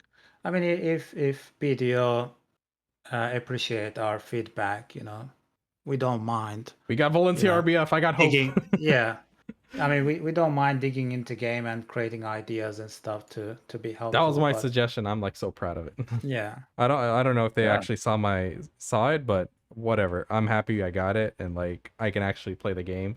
Because before, when I went to RBF, it's just getting nuked down by casters. Now, if you're not a large scale class, go to the side nodes. There's 2 side nodes where people are constantly skirmishing, so it's like automatically better than the previous one. But yeah, it's no longer like camping the spawn point yeah, and who goes down and let's kill him. right. It's AOE At spam. least Yeah. there's like some sort of an objective. Even Yeah, though yeah. objective is like very basic, I think they can improve on that. That's the I thing. think it's really It's awesome. fun. Yeah. Like it's more fun than what it was. Like when you increase the Agreed. fun It factor, now like the population of RBF, it like greatly increased. Like a lot more people are playing it. Like Yeah, let me I check think right you're now. Like yeah, there's a full it's one going and another one like partly full, and it's not even like peak time. So yeah, like you were saying, there's like a side node that you can 1v1 at. There's people that are like on the rooftops, like having their own little side fights. Like the I think people in it's the awesome. streets, yeah, Yeah, it's awesome. yeah. Well, good stuff, guys. I really appreciate you guys taking the time. I mean, it's been almost close to 2.5 hours of us talking about this stuff, but I think we covered a lot of interesting topics and came up with a lot of good feedback. Yeah. I'll see Yeah. you guys next time. I guess I'm heading and All right, going take out it easy, Russ. for Appreciate it, shopping. man. All right. Yeah, See you I'll next take time. off as well. All right, Moon. Take What's the care, time Russ. for you, bro? Right now, it's actually only 7 p.m. for me Okay, because that's good. I live in Hawaii, so Yeah. still further back than you guys. Yeah. But All anyway, yeah, right. thanks so much for having me. No, I appreciate it, and guys. I'll chat with you sometime again soon. Absolutely. All right, peace. Take it easy, guys. Yep. All right, chat. While I have you here, I wanted to go ahead and talk about something else. If you guys see this microphone, this is by PreSonus. It's the Revelator. How do you guys like it? How do you guys like the audio quality? And I also have their headphones. These are the HD9s. It's like studio quality. And if you guys know me, I never wear my headset during stream. Basically ASMR, my guy. No, I never wear headsets during stream, but this is like the only one I can tolerate. Like during work, I always use these glasses, which are yellow lens, because just to reduce my strain, right? Like I wear this headset while working, and it doesn't like put any pressure on it, so I just freaking love it. Like, and it's also really flexible. You sound like a pro DJ. Oh, come on. Anyway, exclamation mark Mike if you want to check it out. But the biggest thing isn't just the quality of it, it's what you can do with it, which is freaking nuts. Like, before you had to buy an audio interface, which is like, you know, it can go up to like $200 for a decent one or something like that, right? Or way more expensive for like a studio quality one. But right now, like, dude, all you have to do is download their free software and you get like the full audio interface. I mean, this doesn't look much on the front on top of it right now, but if you dig into it, you got everything: HPF, gate, compression, EQ, and then voice mods. Like, you don't need the voice mod app. You can make all your own voice effects and stuff. Like, yeah, and this is like not even that expensive. Like, you get all the software and everything built in with it. So like, I connect this to my stream PC when I'm about to stream, and then I connect it back to my main PC, my gaming PC, when I'm just playing games and stuff. But all the settings, even if you don't have it downloaded, it's saved right into you got a Walmart. It's saved right into the Revelator itself. So I can connect this to my phone, to any of the PCs, and all the settings are inside here.